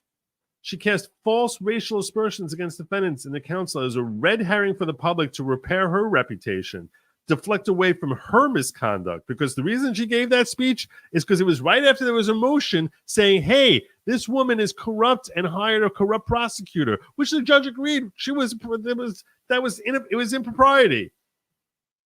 So she gets up and gives this public speech and prepared remarks to heighten public condemnation of the defendants in advance of her upcoming election and the trial of this case. We all know what she was doing there. We all know why she was doing it. Simply stated, every available analytical tool counseled against the trial court's restricted application. Told Judge McAfee, you shouldn't be restricting Williams. No. Williams tells you, go ahead, remove this crazy biatch. Williams' foundation, because Williams relied on Holman's broad policy directive, was consistent with the heightened ethical standards for prosecutors. Prosecutors under the Georgia Constitution are trustees and servants of the people. You're supposed to be serving us, not yourself. Prosecutors represent the public interests. It's supposed to be about integrity of the criminal justice system. Supreme Court justice repeatedly held that prosecutors have additional professional responsibilities to make decisions in the public's interests, not your own special needs, woman. He said woman. If she was a dude, I would have said dude. But if I said dude, then I would have had all the crazy people coming after me. Prosecutors must wield their formidable criminal enforcement powers in a rigorously disinterested fashion to preserve public faith in the fairness of the criminal justice system in general. Here. Steve Sado, who drafted this, Trump's attorney. I love that guy. I missed this. No, we definitely believe they cheat. Of course. Not maybe cheat. They definitely cheat. So forensic misconduct is any activity by a prosecutor which tends to divert the jury from making its determination of guilt or innocence by weighing the legally admitted evidence in the manner prescribed by the law. That's what makes something forensic misconduct. Prosecutor says, forget about the law or stuff like that. I just go after this person. That's what's forensic. You're wondering, what's forensic misconduct? It's when you say, forget about the law. Go get him. This Columbia Law Review note was cited by Williams to support our Supreme Court's first reference to forensic misconduct. Because a lot of people are sitting here, a lot of lawyers are saying, what the hell is forensic misconduct? What does that even mean? But that's what it means. It means we're trying to get you to not think about the facts of the case, trying to get jurors to think about other reasons to go after the defendant. This broad standard necessarily reached Willis's knowing, intentional, deliberate violations of the rules of professional conduct.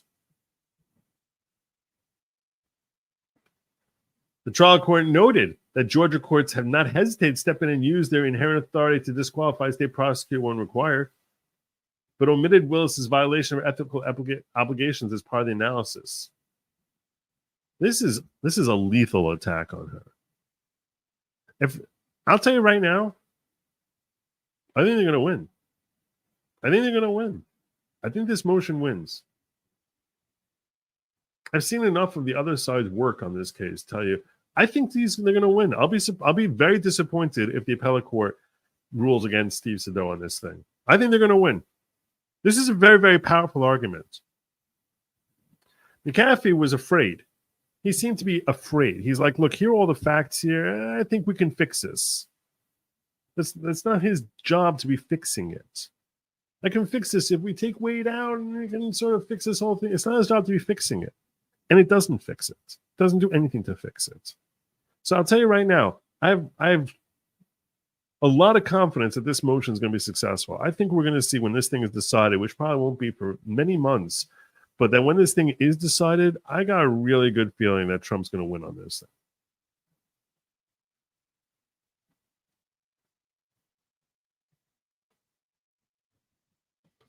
The any activity definition was consistent with findings in Williams and Holman that those challenged extrajudicial comments violated the rules of professional conduct.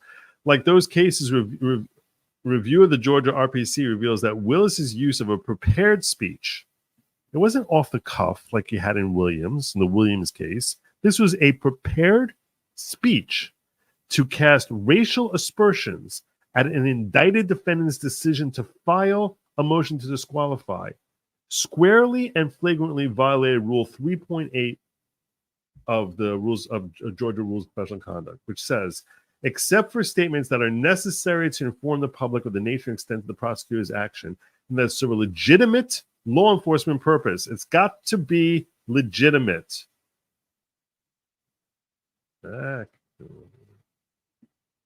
Unless it's specifically for a legitimate law enforcement purpose. They have to refrain from making extrajudicial comments that have a substantial likelihood of heightening public condemnation of the accused. You listen to her friggin' speech. That's not designed to rile up the crowd into hating Trump. That's completely inappropriate for a prosecutor to do. And Judge McAfee recognized it. Without a doubt, Willis's nationally televised intentional injection of racism had a substantial likelihood of heightening both the public and the prospective jury pool's condemnation of the accused. That's what she wanted to do. She wanted to get everyone hating him as a racist. You all know he's a racist. You all know it. The state has not invoked any of Rule 3.8G's exceptions to say the speech was okay, because those exceptions don't apply. Willis' speech was in no way necessary to inform the public of the nature and extent of the prosecutor's action. No prosecutor action, there was no action for them to comment on. Instead, she directed her comments at the disqualification motion and concealed from the public her improper relationship with Wade. She falsely claimed that the allegations stemmed from racism. That's what she said. Some people are not comfortable with a black prosecutor. They didn't go after the white guy. They only went after the black prosecutor. You want to know why? Because you weren't sleeping with the white guy. That's why. You weren't helping some white guy break his vows to his wife. That's why. But instead you said, oh, they went after the black guy because they're racist. Jerk. That speech is her undoing. That speech is forensic misconduct. That speech is basically trying to say, forget about the facts, forget about what laws he broke. Let's go after him because he's a racist. And that's why the case has to be dismissed.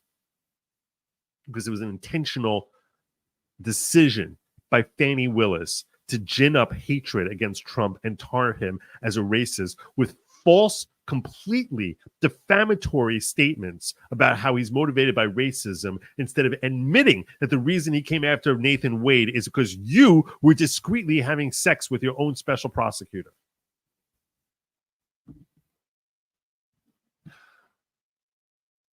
The state below made no argument that this speech served legitimate law enforcement purpose. It didn't. Given that the trial court's factual finding the purpose of Willis' speech, casting racial aspersions on the defendant, there's no doubt that this speech was activity by the prosecutor which tended to divert the jury from making its determination of guilt or innocence by weighing the legally admitted evidence.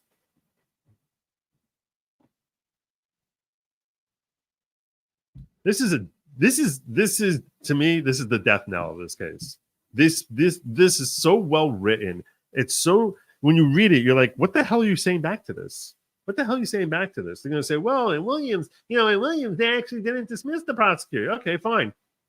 Williams, he's distinguishing Williams, saying this is why this case is much obviously not related to Williams. That Williams doesn't say this is the only time you could do it, and we're not doing it, which would imply you can never go after a prosecutor. This is a million times worse, and Williams, the guy's talking off the cuff. Responding to a reporter's question. Makes a statement that we're like, okay, you know what? We're not going to throw the whole case out because the guy slipped up for 10 seconds. No, she gave a freaking 7-hour-long speech calling him a racist while trying to cover her own big fanny.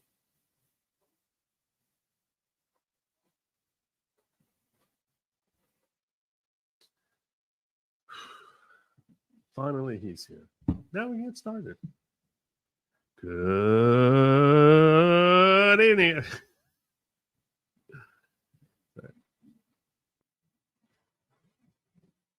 Describing the speech as still legally proper, the trial court's conclusion was inescapable. Legally improper meant forensic misconduct. When they say it's legally improper, that's what forensic misconduct is.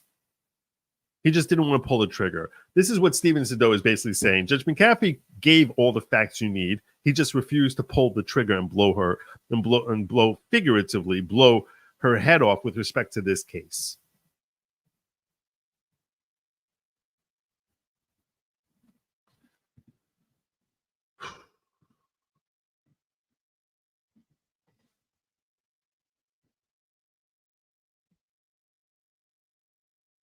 No different than the prosecutor's right result comment, Williams committed forensic misconduct by strongly intimating her opinion that defendants will be convicted. She commented the team she had picked for this case was wins, and wins. And the conviction rate for both the trial team and this leader was 95%. Beyond casting racial aspersions, Willis called the defendants dishonest and claimed that God told her to pray for their souls, but by contrast, claimed that her team, the decision statistics were part of God's work. Willis inverted the burden of proof, presuming by negative inference that the defendants who were, in her view, against God were guilty. It was just unbelievable that a prosecutor should say these things. Under Williams, this too demanded disqualification. I agree with that 100%. Finally, the trial court placed the cart before the horse in its search for prejudice where none is required at this interlocutory stage. The heightened public clamor resulted from a radio and television coverage will inevitably result in prejudice. The order acknowledged, on the one hand, ancillary prejudicial effects yet to be realized from public statements and the book. But on the other hand, noted that it had not been decided whether some showing of prejudice is required. Meaning, I don't know if you have to prove that or not. So I'm not gonna take her out of this case yet. These findings confirm the need for Willis's disqualification, not a slap on the wrist and a don't do it again warning. Latent ancillary prejudicial effects from Willis's prior extrajudicial statements beyond her legally improper speech only compounded the forensic misconduct. Under Williams, upon a finding of forensic misconduct, the trial court should have focused on the disqualification remedy, not prejudice. The trial court erred by conflating these topics. Very well done. Very well done. Great job there. Such a great, very well drafted.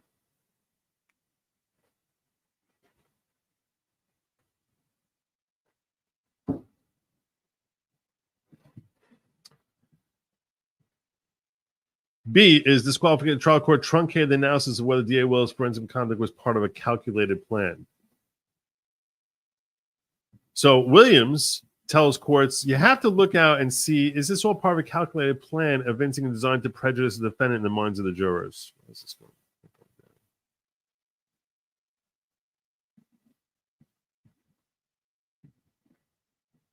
What did Williams say? It said, in determining, okay, so now when you're trying to determine whether an improper statement of the prosecutor about their guilt requires disqualification, the courts have taken into consideration whether such remarks were part of a calculated plan, evincing that there's a whole agenda to prejudice the defendant in the minds of the jurors, or whether it was just an inadvertent, albeit improper utterance. You sort of got to, assess, is this like a pattern that's going on here? Or is this like a one-time, one-off type of thing? Far from one inadvertent, albeit improper utterance, Willis' speech was intentional and deliberate. The order found Willis' speech was legally improper, not improvised and inadvertent. These are facts. This is why when I went through McAfee's decision, I said he left enough factual nuggets here to help Trump and the other defendants out, because his findings of fact almost seem contradictory to his conclusions of law. Because he's like, look, there's an order of mendacity. This part was legally improper. This is something that was illegal. I'm still not going to remove her. So now those findings of fact, now Sado is properly citing those issues that are now factual findings by the court, for them to come back and say, now with these facts, did he reach the right legal conclusion?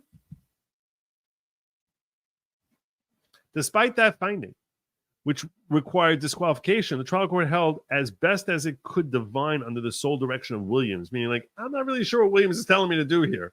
So it's almost saying maybe the upper, the higher court should tell me what Williams means with this set of facts. The speech did not cross the line to the point where defendants have been denied the opportunity for a fundamentally fair trial, but that requires the DA's disqualification. That's not the legal standard for disqualification. That's not what you're supposed to be. You're not supposed to be sitting here saying that he was denied the opportunity for a fair trial. The trial court's failure to consider whether this speech was part of a calculated plan, that's what you should have been looking at. Is this part of a calculated plan? If it is, you got to remove her. It's not the effect. It's not, did this have the effect? How are you ever going to know if it had that effect? What, are you going to go out there and conduct a poll of different Fultonians and try to figure out, do you think now that he's racist, now more racist now because of this speech that Fani gave you? Hey, that's not the job of the court. You're just supposed to say, does this show a design, a plan here by Fani to try and harm him? It's not sitting here. I still think that you can have a fair trial. That's not supposed to be part of the whole calculus that McAfee is supposed to be thinking about here. This is a great point by Sado. You have to see whether it's a calculated plan, whether it's her motive and its omission of other relevant truncated the second step, the remedy of the Williams analysis. You're supposed to sit there and say, if that's what she was trying to do, I have to remove you.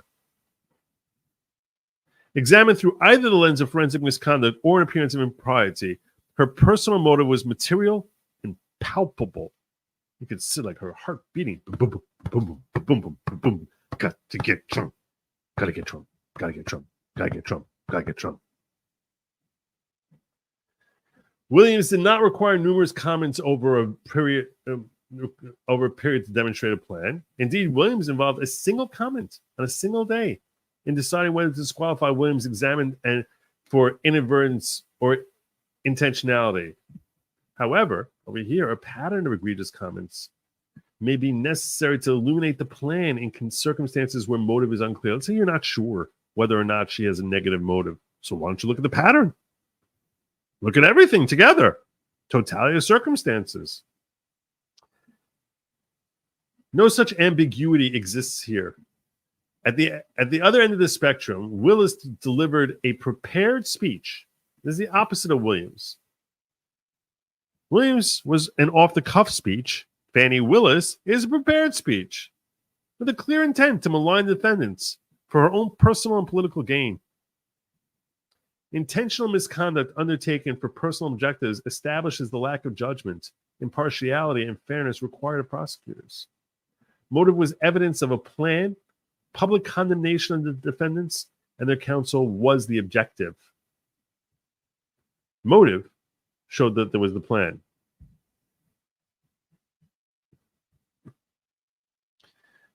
And the goal was everyone should hate the defendants and their counsel. This speech was the plan. That was her whole plan. Her additional misconduct likewise shows this calculated plan. This is an ongoing thing. Several similar offenses or acts closely connected by geography, time, and manner so as to constitute a scheme or plan of the conduct by the district attorney. Despite the available evidence of additional misconduct, the trial court failed to undertake any plan analysis. He didn't sit here trying to figure it out because he knows what he would have concluded if he looked into it like that. Instead, the order gave isolated summary consideration of both Willis's prior extrajudicial comments and the Find Me the Votes publication. It gave no consideration to her submission of false affidavit or her false testimony. This is just an ongoing thing with this crazy woman.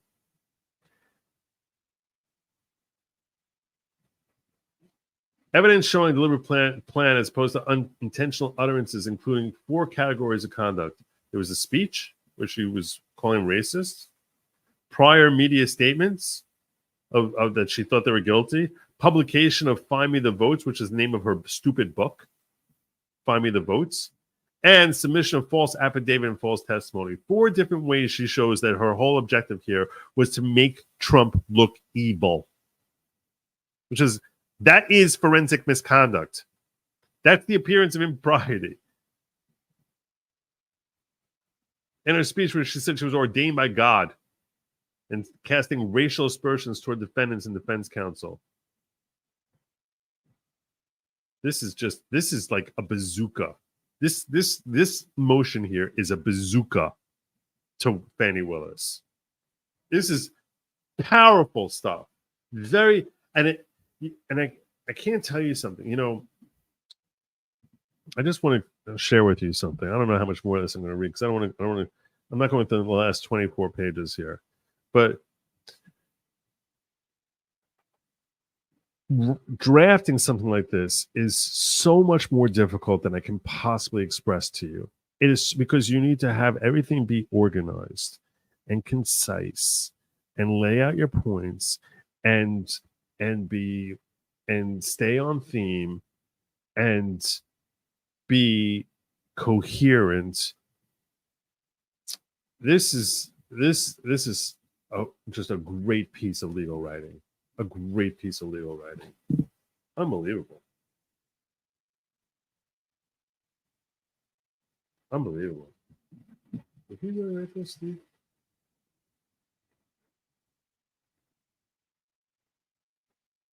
Yeah, there you go.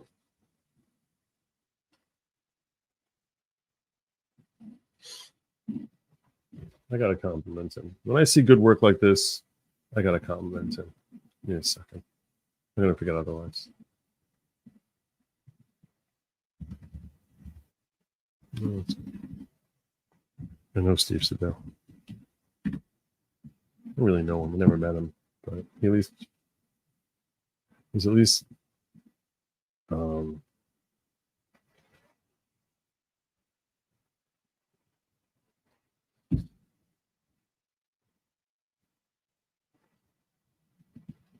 Steve Sedell.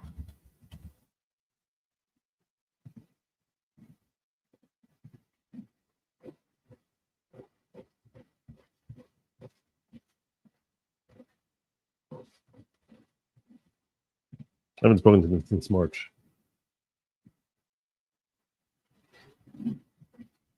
He gave me a fire response.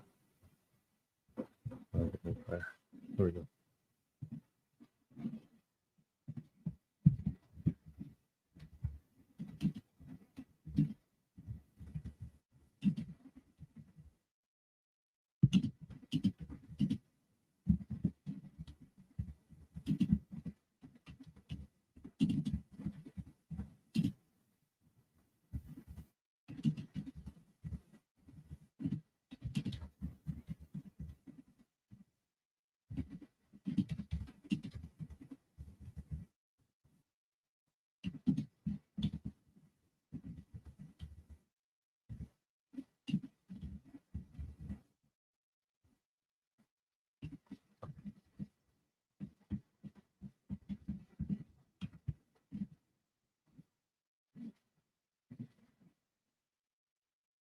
Okay, he deserves a comment there.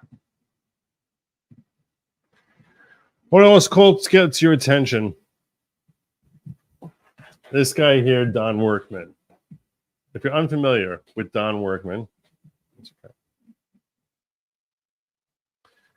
he is a guy who attended J6 and is facing now criminal charges that have been brought against him.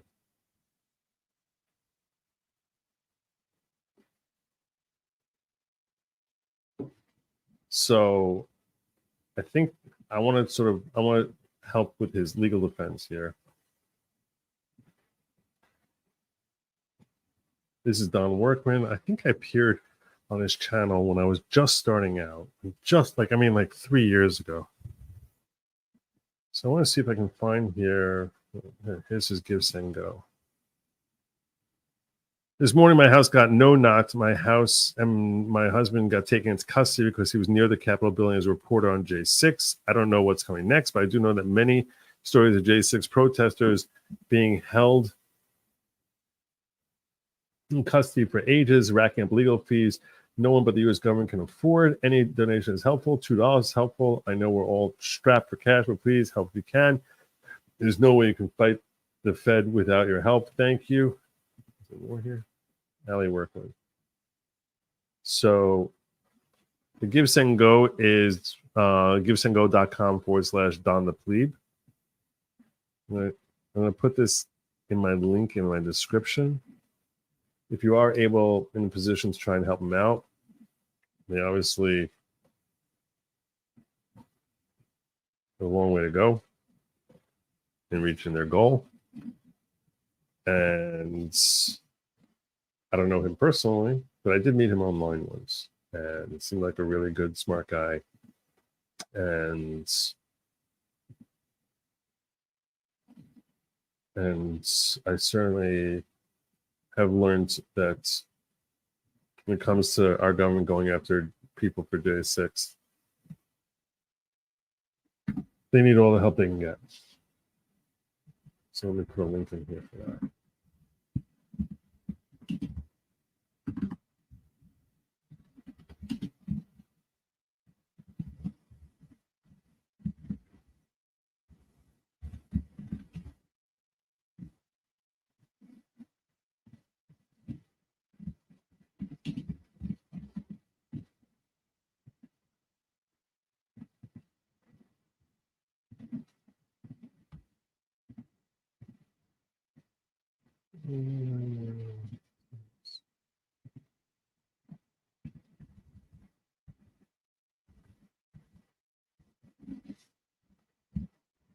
All right. That's now saved in the description here. If you guys are able to help out, that'd be really cool. Yeah. All right, that's my show. I'm 3 hours in. I'm starting to feel the burn. Tomorrow I will be back home, I think. Good chance. Is that what happened? Yeah.